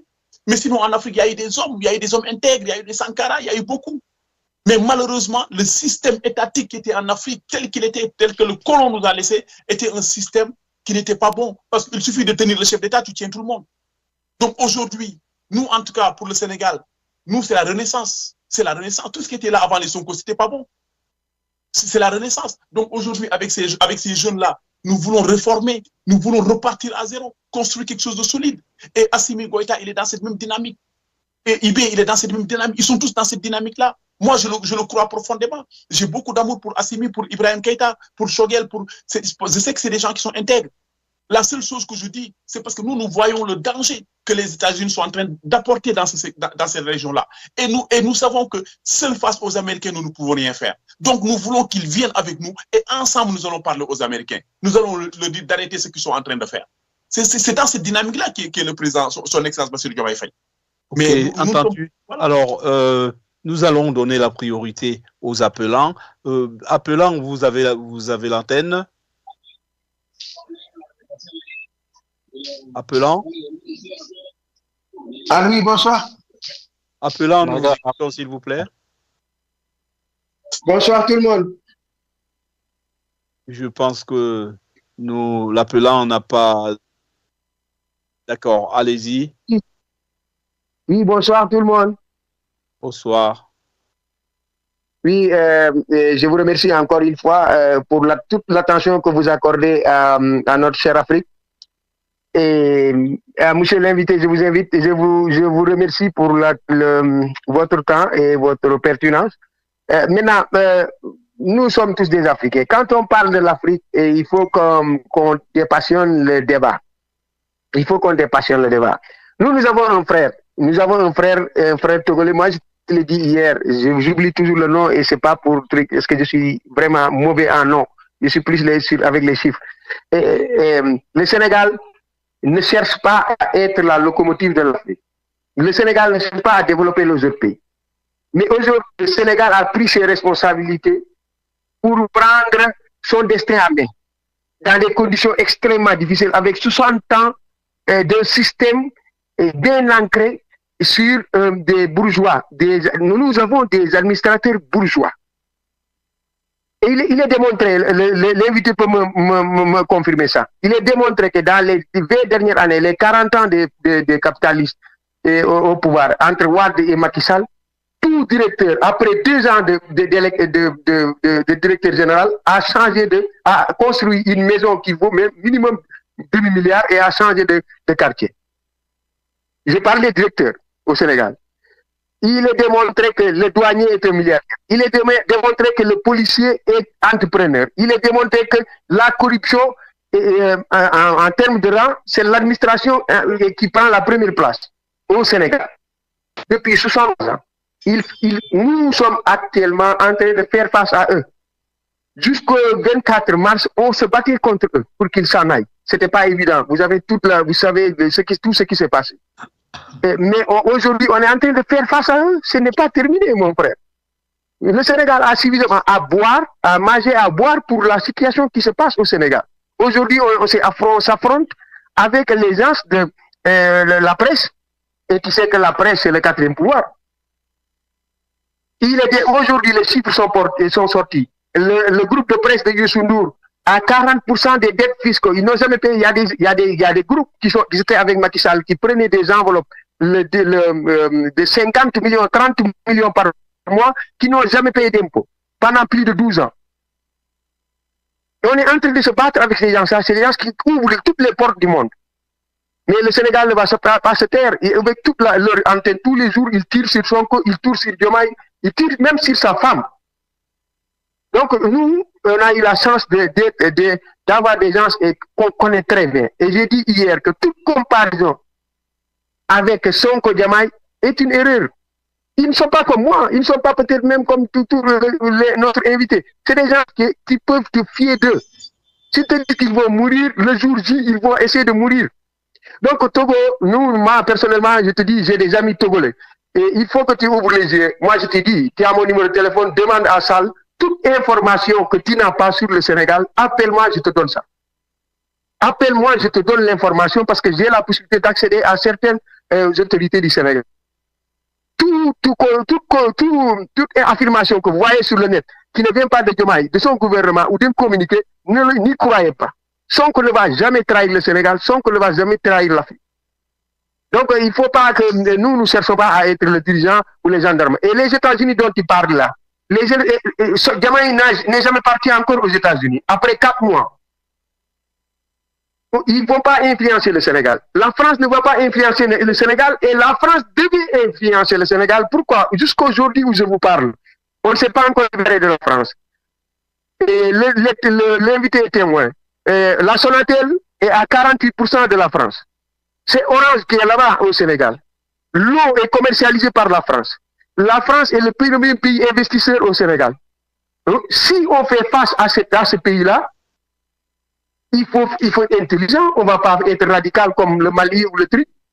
Nous ne sommes pas un pays, je te répète, et c'est un pays démocratique, république, où les choses fonctionnent. On ne va pas rompre les contrats parce que le Mali l'a rompu ou parce qu'ils ont fait des conneries au Niger, ou etc. et tout ça. Donc, il faudrait que nous aussi, on aille affronter les pays du monde avec intelligence. Moi, je ne suis pas pour que le Mali parte comme ça avec la France. Le Mali a la même situation que le Sénégal avec la France. C'est Orange qui est là-bas. Tous les secteurs sont dominés par la France. Aujourd'hui, avant-hier, il y a un mort, un Malien qui est mort en France. Il faut partir jusqu'au Sénégal, abandonner son passeport français pour prendre son passeport malien pour entrer au Mali. Est-ce qu'un président qui pense à sa population doit faire comme ça, doit rompre brusquement ses relations avec la France? Il faut penser au minimum 1 million de Maliens qui vivent en France, qui ont leur nationalité, qui amènent beaucoup de monde à mes étudiants ici. Moi, je dis à tout ça, je dis, quand il y a réunion et tout ça, je dis aux gens, apprenez aux enfants ce que c'est que la colonisation, ce que c'est la balkanisation de l'Afrique. Pourquoi on est pauvre? Pourquoi on est des petits pays? On ne peut même pas faire l'agriculture ni la construction. Et sans ces deux, on ne peut pas se développer. On est en train de battre sur le tas et on est en train, nous, de se battre pour que, sur le programme européen, qu'on puisse apprendre aux jeunes Européens, aux enfants des Européens, pour qu'ils puissent savoir l'histoire de l'Afrique. Mais ça ne va pas dire que quand on rencontre un blanc au Togo ou au Sénégal, on va le tuer parce qu'il avait tué un de mes grands-parents. Non, non, non, la vie, c'est pas comme ça. Aujourd'hui, ce que nous devons faire, c'est se serrer les coudes. Ce qui se passe au Sénégal, c'est la même chose qui se passe au Sénégal. Seulement que le Sénégal a fait une seule étape. C'est réussir à enlever ces gens du pouvoir. Ils n'ont plus de signature. Mais dans tous les coins, les recoins de l'administration, ce sont les mêmes personnes. Et des gens très futés, très forts. L'État a récupéré l'invité témoin. C'était 150, ils ont récupéré plus de 100 voitures en 3 mois. Des voitures de luxe. Rien que de la présidence. Je ne parle pas de toute l'administration. Il y avait des musiciens même qui avaient des voitures. Partout. C'est un système bien rodé et bien toudé. Donc, ce que je vous conseille, moi, personnellement, et ce que je voulais, là où on voulait avancer, et le gars, il est en train de parler d'économie, moi, ça m'intéresse. Je ne veux pas garder trop le pouvoir parce que je suis financé. Et on a une économie extravertie, totalement extravertie. Et c'est donc, tout ce que nous mangeons, tout ce que nous consommons vient de l'extérieur. Tous les emprunts que nous faisons, tous les trucs, quand les gens me disent, les gens qui font pas l'économie me disent, ah, mais attends, mon frère, la France, les États-Unis sont les pays les plus endettés du monde. Mais j'ai dit, c'est normal. Pourquoi? Parce que la France, peut-être que c'est un Français ou un Européen qui lui prête l'argent. Donc, le capital, l'intérêt, les commissions et tout reste en Europe. L'Américain, c'est un Américain, il y a énormément de milliards aux États-Unis qui investissent leur argent. Donc, le capital, l'intérêt, les commissions restent aux États-Unis. Nous, c'est un autre cas qui nous prête l'argent. Cela veut dire quoi? Le capital, l'intérêt plus le truc. Le problème aujourd'hui de l'endettement de l'Afrique, ce n'est plus le capital prêté, mais ce sont les annexes. Ce sont les commissions et les intérêts. Et il y a des pays comme le Sénégal qui ne peuvent plus que payer les intérêts. Et les intérêts, c'est presque les 30% de son budget. C'est ça le problème. Et nous, c'est à nous, comme il l'a dit, de miser sur, de savoir dans la situation où on est. On n'assure pas l'agriculture, on n'assure pas la santé, on n'assure pas l'éducation, on n'assure pas le manger. Donc, il faut qu'on laisse l'émergence et qu'on accepte, je le concède à quelqu'un d'autre, qu'on est un pays appauvri. Même si vous n'acceptez pas le pays pauvre. On est pauvre. Mais moi, j'accepte, on est appauvri. Quand tu es là, tu vas vers le primaire. Moi, je travaille sur l'agriculture de sorte que tout ce qu'on importait vers l'Ukraine et l'Inde, on puisse petit à petit s'acquitter de ce fardeau et essayer d'aller petit à petit pour avoir l'autosuffisance alimentaire ou l'indépendance financière. L'indépendance alimentaire. Et petit à petit, on va gagner terrain par terrain. Accélérer sur l'automatisation des femmes, le peu d'arachides qu'on a des 150 000 tonnes, on arrive à les transformer au Sénégal, consommer ce qui est important, le reste on envoie en Inde ou je ne sais pas où. Maintenant, le système qu'on a aujourd'hui, pour votre information, c'est quoi? L'arachide est pris depuis le Sénégal, acheté à 200 francs le kilo, envoyé en Inde, transformé en Inde et vendu en Europe et aux États-Unis. Comment on peut se développer comme ça? C'est impossible. C'est impossible. Et je vous le dis en connaissance de cause parce que moi je suis transitaire. Je connais des gens qui achètent uniquement les Indiens, ouvrent des comptes au Sénégal, mettent l'argent là-bas, ils ne font qu'acheter et leur envoyer sur des conteneurs. Donc comment on peut aller là? Anacarde, c'est pareil. D'autres, c'est pareil, même chose. Le sésame, c'est même chose. et il achète à des prix dérisoires. Si tu regardes le sésame avec lequel les gens achètent au Mali, avec Kurkuma, les gens, et le prix qui est vendu ici en Europe, c'est extra, moins d'1 euro, ici c'est vendu à presque 15 euros. C'est ça le problème. C'est ça le problème de l'Afrique. Il faut qu'on se tire petit à petit ensemble, serrer les coudes. Moi, j'ai dit à Salou, à quelqu'un d'autre, moi, si j'étais vraiment truc, je fais un ministère uniquement pour l'intégration africaine. Le Sénégal a commencé par intégration et coopération internationale. J'ai fait un ministre pour coopération africaine qui se retrouve chaque 2 ou 3 ou 4 mois uniquement pour relier l'Afrique. Rien que des projets de développement qui font que les pays puissent se relier. Que Balobi, s'il va en Afrique, il peut prendre son train ou sa voiture, il passe par la Mauritanie, il arrive au Congo facilement par la route ou par les voitures ou par le train, par la voie ferroviaire. Cela veut dire quoi? Que une seule femme qui a ses noix d'acajou au sud du Sénégal peut prendre ça, aller aux États-Unis, aller au Nigeria, vendre, passer par Togo, acheter quelque chose, venir vendre au sud du Sénégal. C'est ça là où on doit travailler et laisser les différents aller coude à coude comme des frères, de vrais frères, parce que l'Afrique ne peut pas avoir plus de matières premières dans tous les domaines. Les matières premières sont africaines et c'est le pays le plus pauvre. Et ce que dit Sonko, et ce que dit... Sonko dit que maintenant les matières premières vont être transformées au Sénégal, en tout cas, avant d'être envoyées ailleurs. Depuis que Sonko est là, il n'y a pas un seul kilo d'or qui est sorti. Et les Sénégalais ont vu les kilos d'or à la télé. On ne l'a jamais vu avec Wade ni avec Macky. Je m'excuse, je ne veux pas durer. Et je voulais parler avec le gars de Pastef un peu sur le système de financement. Tout ce que Macky a fait, le montage financier, c'est un montage criminel. Aujourd'hui, dans ce monde-là, avec les traders africains qui sont sur Lomé, qui sont sur Accra, qui sont dans tous les pays d'Afrique, on peut avoir de l'argent pour le financement de ces projets sans passer par FMI, Banque mondiale, rien qu'avec une garantie bancaire ou une bloc-fonds, on peut se faire financer. La Côte d'Ivoire est en train de le faire. Pourquoi pas le Sénégal? Donc, Sonko, moi, je sais là où il va y arriver. Maintenant, je vous remercie et je m'excuse. Merci, c'est nous qui vous remercions. Il y a un autre plan? Oui, donc, Demba Cissé, vous avez entendu l'appelant, et d'ailleurs, vers la fin, il vous tend presque la main. Donc, comment réagissez-vous?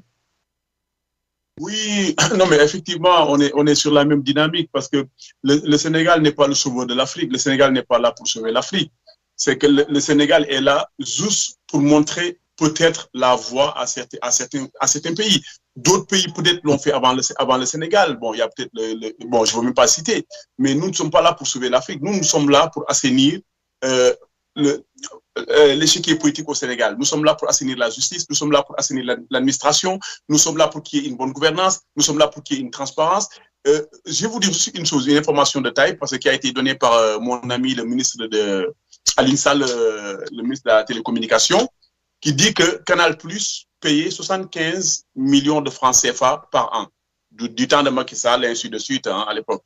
Et eux, quand ils sont venus au pouvoir, là, ils ont fait les calculs et Canal+, pour 2025, va payer 4 milliards 100 millions. Alors, faites la différence entre 4 milliards 100 millions et 75 millions que Canal+ fait. Et Canal+ a accepté de payer. Vous voyez, c'est comme ça qu'on redescend au pays. Et ça va continuer, ça va s'élargir au niveau de toutes les entreprises. J'avais rencontré le directeur des mines de Somicène, donc des mines, en l'occurrence, Maître Ngagne Demba Touré, quand il était de passage à Paris. Il m'a confié une chose. Il m'a dit, tu sais, le zircon qui est exploité au Sénégal par une entreprise française, il m'a dit, tu sais, qu'est-ce que cette entreprise, comment elle procède? C'est-à-dire, cette entreprise prend la matière première, crée une autre entreprise qui lui appartient, vend la matière première à cette entreprise-là, mais pratiquement à perte. Donc, au moment de faire les calculs pour payer des impôts, il dit aux Sénégalais, écoutez, nous, on n'a pas fait de bénéfices. Voilà comment ça se passe au Sénégal et un peu partout en Afrique. Donc, aujourd'hui, ce nouveau gouvernement qui sont là, aujourd'hui, eux, ils ne vont pas accepter ces tricheries. Ils ne vont pas accepter cette corruption passive. Donc, aujourd'hui, vraiment, la clé est entre nos mains. La clé est entre les mains des leaders. Personne ne viendra sauver l'Afrique. Ce sont les Africains qui vont sauver l'Afrique. Personne ne le fera à notre place. Et ce que je vois aujourd'hui, vraiment, en tout cas, moi, je souhaite que ça s'élargisse à tous les niveaux. Je pense qu'en Côte d'Ivoire, aussi, il y a un travail qui est en train je ne veux pas rentrer dans, vous savez, c'est compliqué de rentrer dans les autres pays africains parce que toujours après, bon, vous êtes taxé de supporter tel ou de supporter tel. Mais en tout cas, moi, je pense qu'aujourd'hui, dans l'ensemble, il y a beaucoup de pays africains qui font un travail extraordinaire et nous souhaitons que ça s'élargisse, que ça continue. En tout cas, c'est dans l'union, c'est dans l'amour qu'on peut construire quelque chose. Jamais dans la division. Jamais dans la division. D'accord, merci. Quand je vous entends parler, j'ai l'impression que c'est très difficile de porter une critique sur les gouvernants en place, peut-être parce que c'est très tôt, oui, je comprends, mais je dis, en réalité, quand vous regardez, est-ce que vous-même, vous avez une critique à formuler à l'endroit de ce gouvernement? Alors, très sincèrement, je vais vous dire une chose. Ce gouvernement, en peu de temps, ils ont fait des choses extraordinaires. Si seulement les Africains, ils savaient. Vous savez, je vous donne un exemple. Vous prenez notre ministre de l'Intérieur. C'est un ancien général de la gendarmerie. Alors qu'avant, c'était un politicien que Macky Sall avait mis là-bas. Notre ministre des Forces armées, c'est un ancien général qu'on a mis là-bas. Alors qu'avant, Macky Sall avait mis un politicien là-bas. Vous savez, ils sont en train de faire des choses extraordinaires. Ils sont en train de mettre l'homme qu'il faut à la place qu'il faut. En peu de temps, ils ont fait des choses extraordinaires. Si vous voulez, une autre fois, je peux venir avec tout ce qu'ils ont réalisé en peu de temps. Et même vous verrez que ces gens-là, ils ont fait même plus que ce que nous espérions qu'ils allaient faire en peu de temps. Alors, imaginez en 2 ans, imaginez en 3 ans, imaginez dans 5 ans. Donc, moi à part les féliciter, je n'ai pas de critique à leur endroit, à part les féliciter et leur dire, nous avons eu raison de porter ce combat et de vous ramener à la magistrature suprême. D'accord. On a l'impression de régner... Oui, on a l'impression de baigner un peu dans le totalitarisme, mais ça n'engage que moi. Donc, quoi qu'il en soit, avant de continuer le débat, la parole est à vous, appelant. Vous voulez intervenir, allez-y. Bonsoir, je salue tout le monde. Bonsoir. Bonsoir. Et monsieur Demassé, et voilà, et chef pénaliste. Bonsoir. Allô? Bonsoir. Allez-y, oui. Nous vous écoutons. D'accord, et là, je vous appelle du Sénégal. Et là, je vous appelle du Sénégal. Je remercie tout le monde. Et je voudrais quand même faire une petite contribution. Allez-y.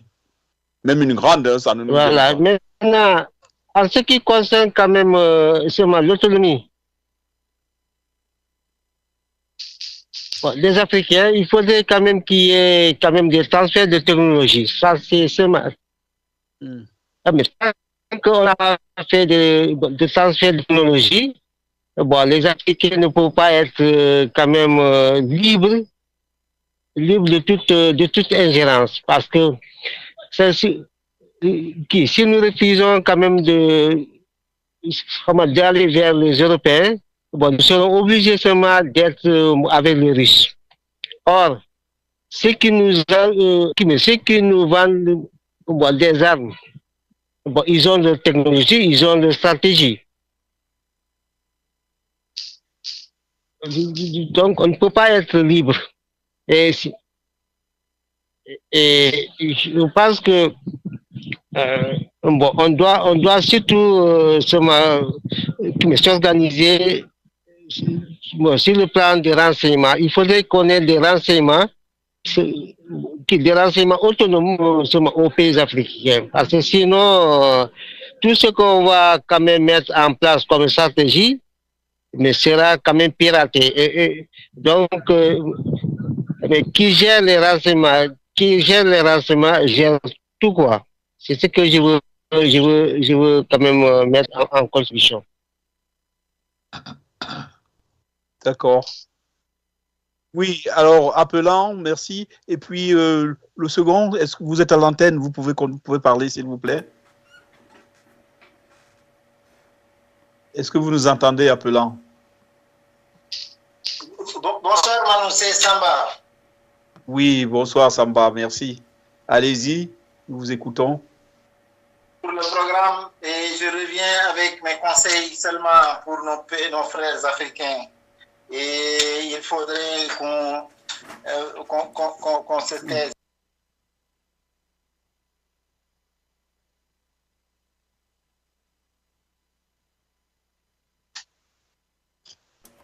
bien, je disais que c'est juste que nous devons nous parler, parce que si un militaire devant Assimi Goïta pose une telle question à Sonko, j'aimerais vraiment savoir la position de Assimi lui-même, et si vraiment la question était si importante que ça soit posé par un militaire et que ça soit lui-même qui pose cette question à Sonko.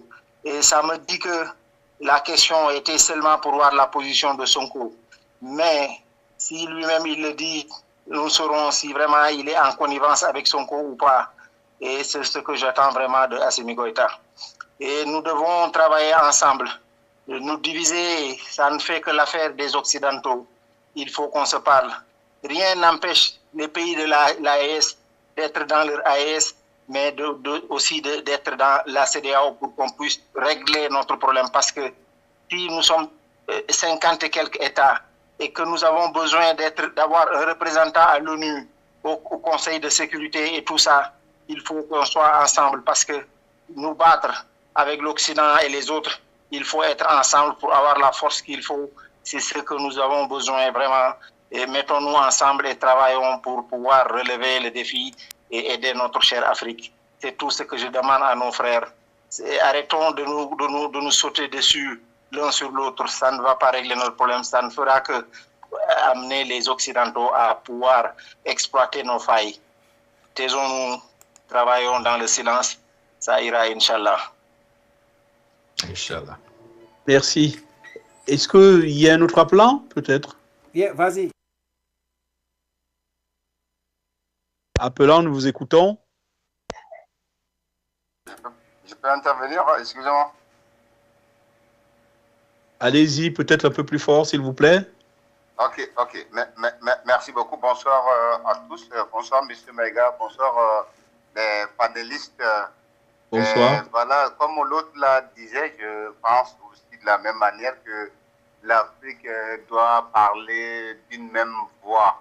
D'une même voix, c'est-à-dire il ne faudrait pas qu'on essaye d'aller, sinon de regarder notre Afrique par les yeux de quelqu'un d'autre. Soyons pragmatiques et réalistes. La CEDEAO, quelqu'un parlait de ça tout de suite avec l'AES. Mais moi, je veux savoir à quoi ça va déranger l'AES à la CEDEAO. C'est ça, je veux savoir pourquoi ne pas mettre notre énergie, notre intelligence africaine en marche pour que ces deux entités puissent fonctionner ensemble. C'est-à-dire, l'AES est dans sa voie, la CEDEAO est dans sa voie réformée. Ils peuvent travailler coude à coude pour qu'au moins l'Afrique de ce côté-là montre une nouvelle voie aux Européens pour qu'ils puissent nous respecter. Moi, je pense que les peuples de l'Afrique de l'Ouest sont en avance sur leurs dirigeants. C'est ce que j'ai compris. Donc, moi, je ne vois pas en quoi ça gêne l'AES et la CEDEAO. Chacun peut faire de son côté. Si nous sommes de bonne volonté, nous pouvons bien montrer un exemple aux yeux du monde pour montrer une fois de plus que l'Afrique de l'Ouest, oui, il peut avoir 2 entités, 3 entités, mais toutes ces entités-là ne se gênent pas, ne vont pas aller contre l'autre. Parce que c'est le peuple africain qui doit être gagnant dans ça. Moi, je pense aussi que comment on appelle ça?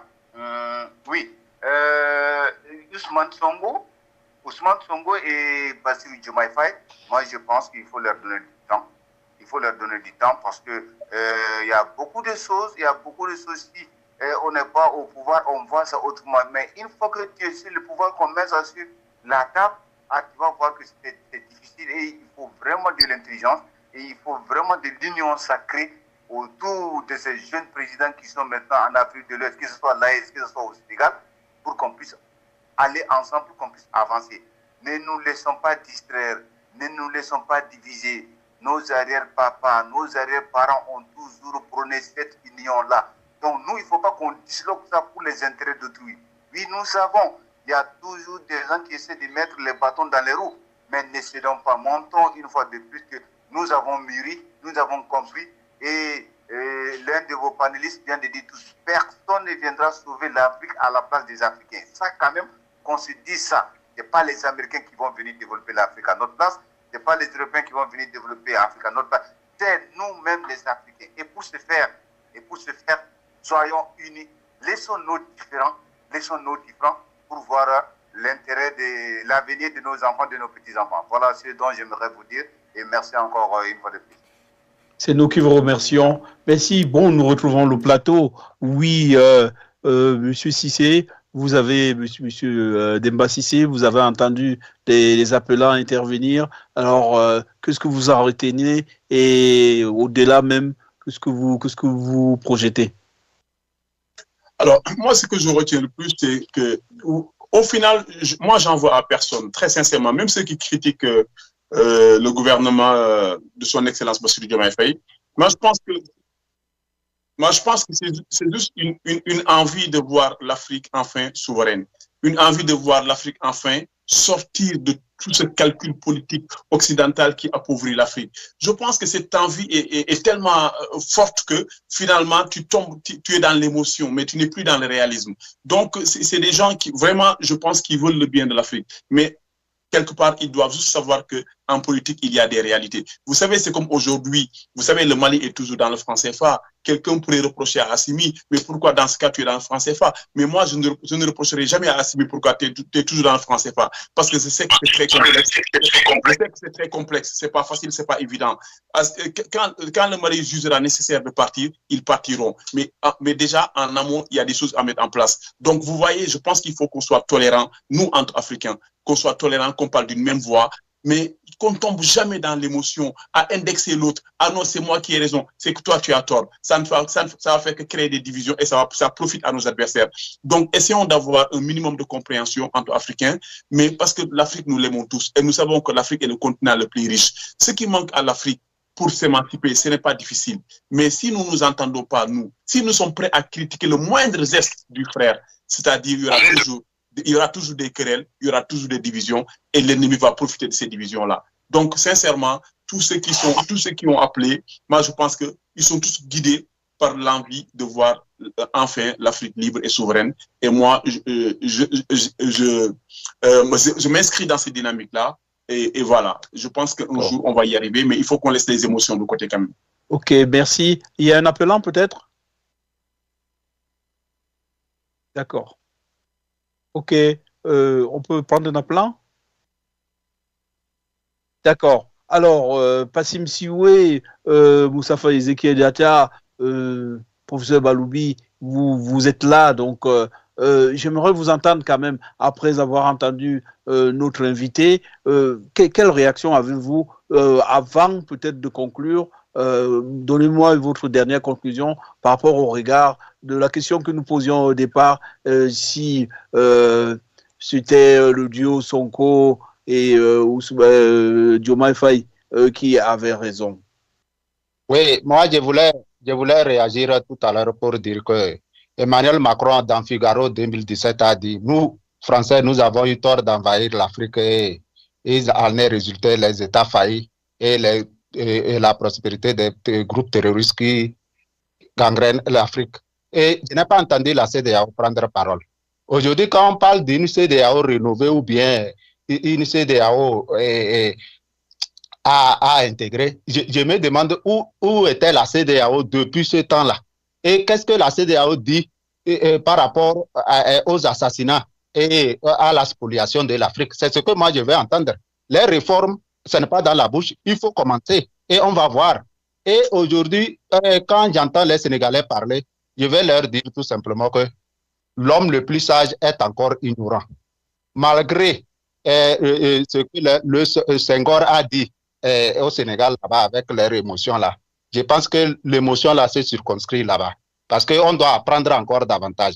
L'Afrique n'est pas née aujourd'hui et ne commence pas au Sénégal. Et nous sommes en droit de défendre l'Afrique autrement. Et à ce terre où nous sommes là, ce n'est pas la naissance d'une organisation qui a déformé la CEDEAO. La CEDEAO a été inféodée par l'OTAN. Et aujourd'hui, même la dernière fois, le ministre des Affaires étrangères sortant de la France a dit qu'ils font partie de la CEDEAO. Est-ce que la CEDEAO fait partie de l'Union européenne? Donc, il ne faut pas qu'on se trompe. Sortons de ces histoires de puissance conçues et affirmons notre volonté de puissance en Afrique.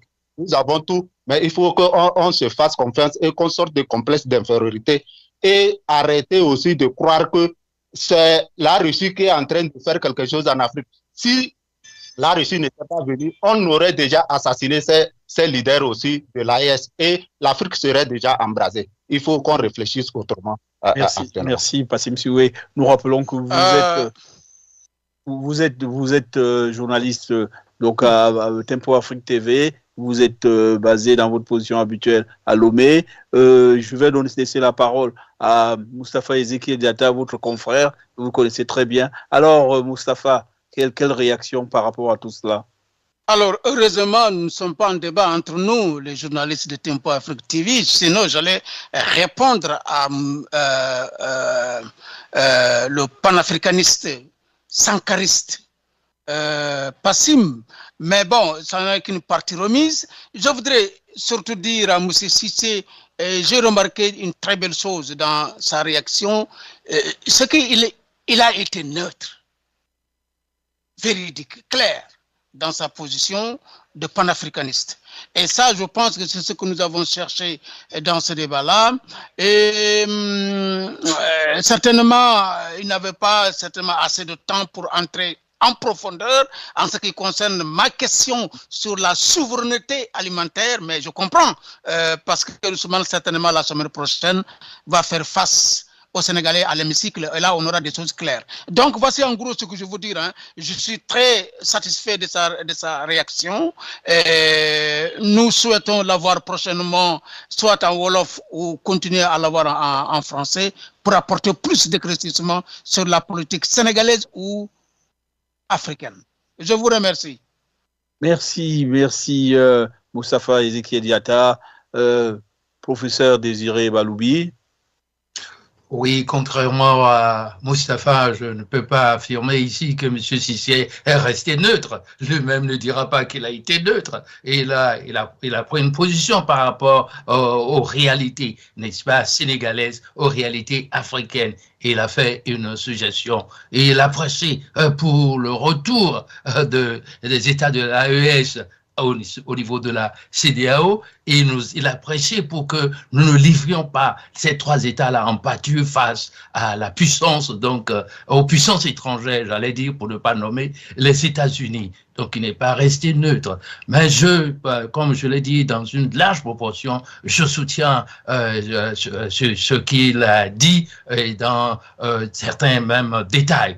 Je m'inscris dans la même logique. Je m'inscris dans la même logique que Ibrahim Ndiaye depuis la Suède, qui s'est fait baptiser Samba. Je m'inscris dans cette logique. Je m'inscris dans la logique de tous ceux qui sont intervenus pour dire que nous ne devons pas nous charcuter, si tant est que nous voulons de l'Union africaine. Je m'inscris en faux par rapport à ceux qui pensent que le Sénégal veut passer pour un donneur de leçons, encore moins comme, n'est-ce pas, le lieu d'où jaillira, n'est-ce pas, la lumière. Je ne pense pas qu'ils aient cette prétention, mais si c'est cela qui s'avère vrai par la suite, tant mieux. Moi, je pense que comme d'aucuns applaudissent l'AES comme le modèle, comme à quelque chose malheur est bon, eh bien, ce que Sonko, dans sa vision avec Diomaye Faye, ce qu'ils sont en train de faire pour leur pays, c'est extraordinaire, vraiment.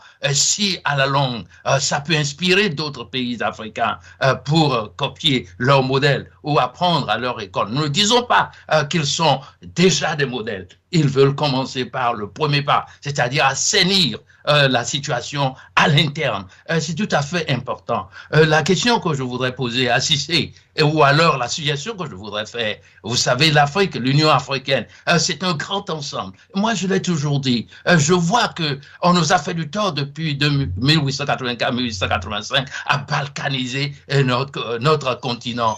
Et ce qui se passe maintenant, l'assassinat de caractère, l'assassinat, on tente d'assassiner le projet. On a assassiné Sonko, on a assassiné, j'allais dire, Sankara, et je disais, c'était une hirondelle qui n'a pas pu faire le printemps. L'AES, ça fait 3 hirondelles. Je me demande si ces 3 hirondelles feront le printemps. Eh bien, je n'ajoute pas nécessairement le Sénégal qui a une approche différente, qui veut commencer. Et d'ailleurs, vous savez que l'AES, c'est le terrorisme là-bas.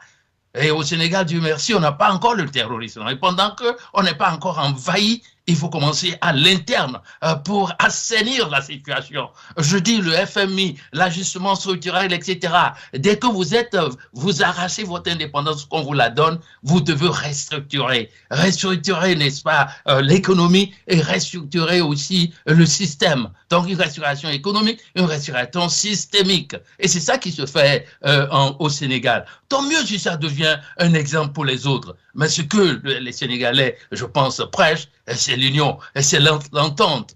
Mais vous savez, la main du diable est là. On va toujours tout faire pour tout de suite, en moins de 4 mois, 5 mois déjà, pour qu'on vous dise là, vous voyez, c'est des farfelus, ils sont faux, ils ne font pas. Le Sénégal ne prêtera pas oreille à cette délation, à cette distraction. Le Sénégal doit avancer dans sa propre logique. Le Sénégal a dit, même si des gens sont dans l'AES, ils ne sont pas dans la CEDEAO, pour eux, c'est la coopération, c'est la souveraineté. Ils vont coopérer avec eux. C'est une bonne chose. C'est de la même manière qu'il faut voir les pays qui collaborent avec la France. Il ne faut pas les voir comme des traîtres de l'Afrique. Il faut les voir comme des gens qui ont leur approche et aussi leur souveraineté. Encore que ce que il faut condamner, n'est-ce pas, c'est de soutenir des bases militaires. Parce que les bases militaires ont leur histoire. Et cette histoire, on se demande à quoi ça sert ces bases militaires. Si ce n'est pas pour nous aider alors à nous défendre, si ce n'est pas pour nous aider à régler définitivement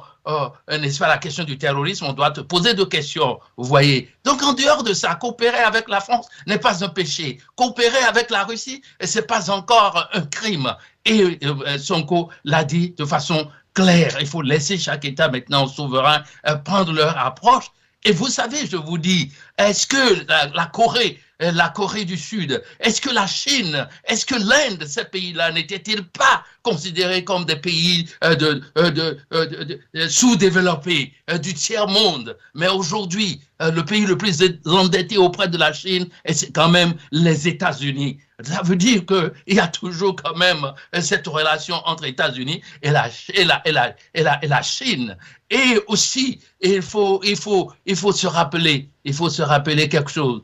Nous avons besoin vraiment de nous rappeler d'où nous venons, comme Passib Siwel lui dit, l'histoire. Oui, d'où nous venons, on vient de très loin, mais nous devons faire en sorte pour que, n'est-ce pas, on ne répète pas les mêmes erreurs. Je voudrais que l'on pense comme ceci. Je propose que, n'est-ce pas, que l'Afrique tout entière, l'Union africaine était un grand ensemble, on ne peut pas exclure qu'il y ait des sous-ensembles. Donc, la collaboration AES et aussi au même temps membre de la CEDEAO n'est pas un péché originel. Merci, professeur Désiré Baloubi. Puis, tout seigneur, tout honneur, votre conclusion, monsieur Cissé, je vous écoute. Nous vous écoutons en tout cas. En tout cas, merci beaucoup, professeur. Vraiment, je vous remercie du fond du cœur. Je remercie mes co-panélistes. Donc, c'est une émission qui est très intéressante. Moi, je dis juste une chose. Le Sénégal avait un rêve.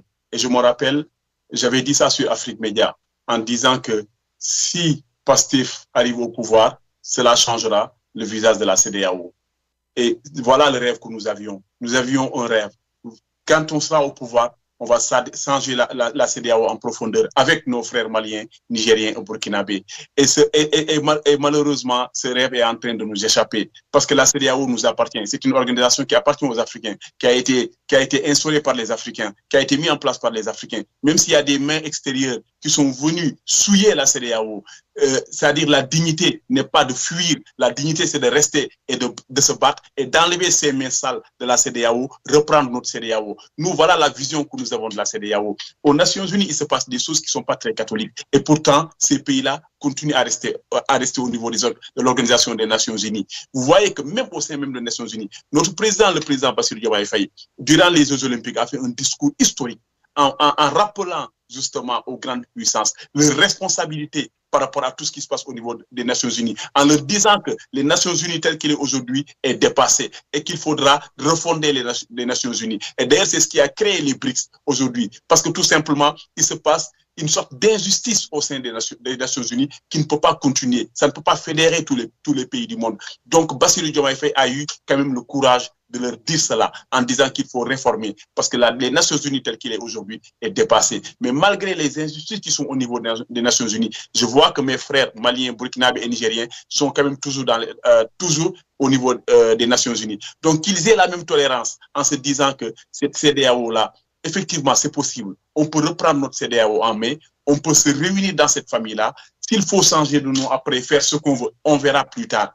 Mais il est encore possible de réformer. Moi, je ne suis pas d'accord qu'on ne peut pas réformer la CEDEAO. Je ne suis pas d'accord. Parce que vous savez, l'accession au pouvoir de Diomaye et de Sonko est un acte majeur au niveau de la CEDEAO. Guy Marius Sagna n'est pas parti à la CEDEAO parce que Guy Marius Sagna voulait partir. Et pourtant, quand on a envoyé Guy Marius Sagna à la CEDEAO, Guy Marius Sagna a un mouvement qui s'appelle Frappe France Dégage. Et est-ce que ça a empêché Ousmane Sonko et Bassirou Diomaye d'envoyer Guy Marius Sagna à la CEDEAO? Non! Il est parti à la CEDEAO. Mais il fait partie du PASTEF quand même, il me semble. Oui, mais il y a d'autres députés. Il y a d'autres qui pouvaient partir à la place de Guy Marius Sagna. Mais si Guy est parti, et pourtant nous connaissons la position de Guy par rapport à la France, c'est parce que ces gens-là sont totalement libres. Ces gens-là ne sont pas sous l'influence d'aucune puissance. Donc voilà, c'est le mot de la fin. Donc en tout cas, moi je vous remercie infiniment.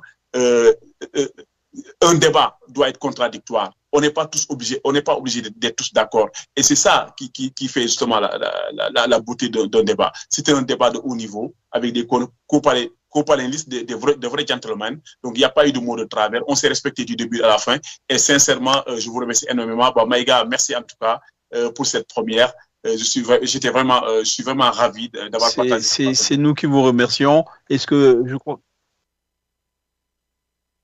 Oui, appelant, nous vous écoutons. Oui, en fait, mon intervention, elle sera un peu rapide dans le sens où, il vaut mieux. Puisqu'on parle de la CEDEAO, je suis bien en ligne, hein, je suis bien sur le live. Oui, absolument, vous êtes le bienvenu d'ailleurs. D'accord, merci beaucoup. En fait, j'interviens en tant que panafricain en grande principauté. Et je rejoins l'idée que mon confrère vient de mettre en place en sachant que la CEDEAO doit être réformée. Demba, dans son analyse, a fait un tableau qui est non négligeable en fait. Et les principes que nous devons appliquer, nous, Africains, doit être de formater complètement. Quand je dis formater, c'est le terme en générique qu'il faut comprendre. C'est formater la CEDEAO. La CEDEAO doit être réformée. Nous avons besoin de réformer la CEDEAO. Il faut que nous réformions la CEDEAO. Parce qu'aujourd'hui, avoir UA, CEDEAO et plein d'autres organisations africaines qui sont mais complètement dépassées en fait.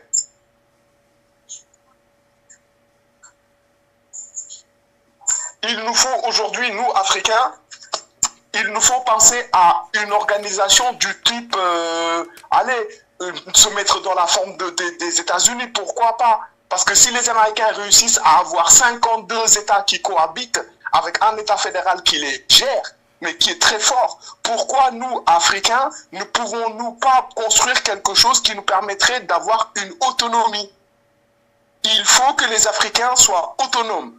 Autonomes par rapport à la Banque mondiale, autonomes par rapport au FMI, autonomes par rapport à la communauté européenne, autonomes par rapport aux Américains.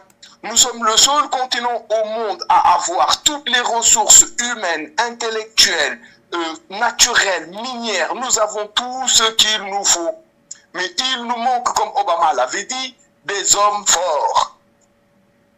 Nous avons besoin d'hommes forts. L'analyse de Demba est plus que pointue. Moi, je suis devant mon écran depuis tout à l'heure à vous regarder. Et pour avoir vécu aux États-Unis, en Amérique du Sud, j'habite en Europe. Je veux dire, je suis africain. De tout ce que l'on voit dans le monde, le problème de l'Africain reste le problème de management structurel. Nous n'avons pas besoin d'institutions fortes, nous avons besoin d'hommes forts. Mais d'hommes forts qui croient en nos potentiels et qui croient aussi à l'avenir et à ce que nous pouvons porter à nos populations. Demba, dans son analyse de tout à l'heure, a tenu des propos, mais auxquels j'adhère entièrement. J'adhère totalement, Demba. Parce que tu tiens des propos qui sont d'une véracité et qui sont d'une clairvoyance. C'est de cela dont on a besoin. Nous avons besoin que des personnes comme Demba, avec son savoir-faire et son expertise, participent à l'évolution de l'Afrique. Aujourd'hui, pour le cas spécifique du Sénégal, il nous faut aller rapidement vers une dissolution de l'Assemblée nationale. Il faut que le président de la République utilise ses prérogatives qui lui permettent par la Constitution de dissoudre cette Assemblée nationale. Parce que gouverner sans majorité égale tâtonner. Nous n'en sommes plus à une étape. Et puis, il faut aussi, pour clore mon intervention, Macky Sall est parti. C'est un chapitre qui est clos. Pour ne pas tomber dans une logique vengeresque de chasse aux sorcières, laissons la justice suivre son cours. Mais pour que ça puisse marcher, il faut dissoudre l'Assemblée nationale, réformer la justice, mettre en place des institutions fortes. Le Jubal Jubanti va juste correspondre au the right man at the right place doing the right thing. Thank you. Et encore très admiratif de ton intervention et je te souhaite vraiment une très belle continuation. Et nous avons besoin d'interventions comme les tiennes. Merci beaucoup. I'm definitely happy to participate and I hope that everybody would be watching our intervention and I hope that what you were doing would be just paying for African people. Thank you so much and take care. Bye-bye. Hey, what do you think about Tempo Afrique?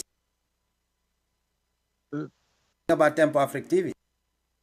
I'm trying to participate every time when I can. It would definitely be a pleasure for me to participate when you have some kind of French, nous sommes une rédaction française, s'il vous plaît. I can do it in Spanish, I can do it in French, I can do it in English. So by the way, I'm Senegalese people. I'm definitely interested about being somebody participating to your emission. That will definitely be something that I would really appreciate.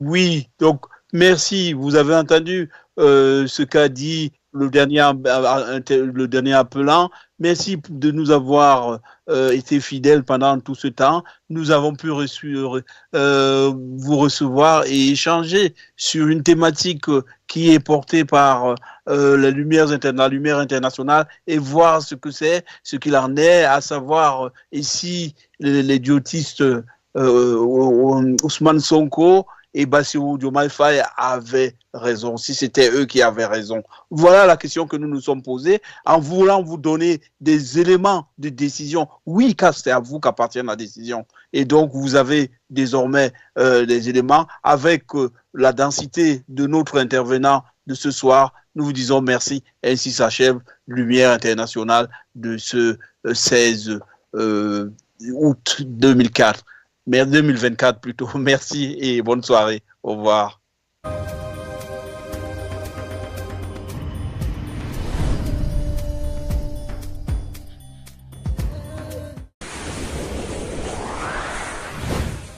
Du nouveau à Minneapolis, Tempo Afrique Travel. Vous voulez voyager? Achetez vos billets d'avion à l'agent de voyage Tempo Afrique Travel. Avec l'agent de voyage Tempo Afrique Travel, pas de problème de connexion, pas de problème de transfert de vol. Avec l'agent de voyage Tempo Afrique Travel, c'est le voyage en toute tranquillité, en toute beauté, de votre maison jusqu'à votre destination. Votre satisfaction est notre plaisir.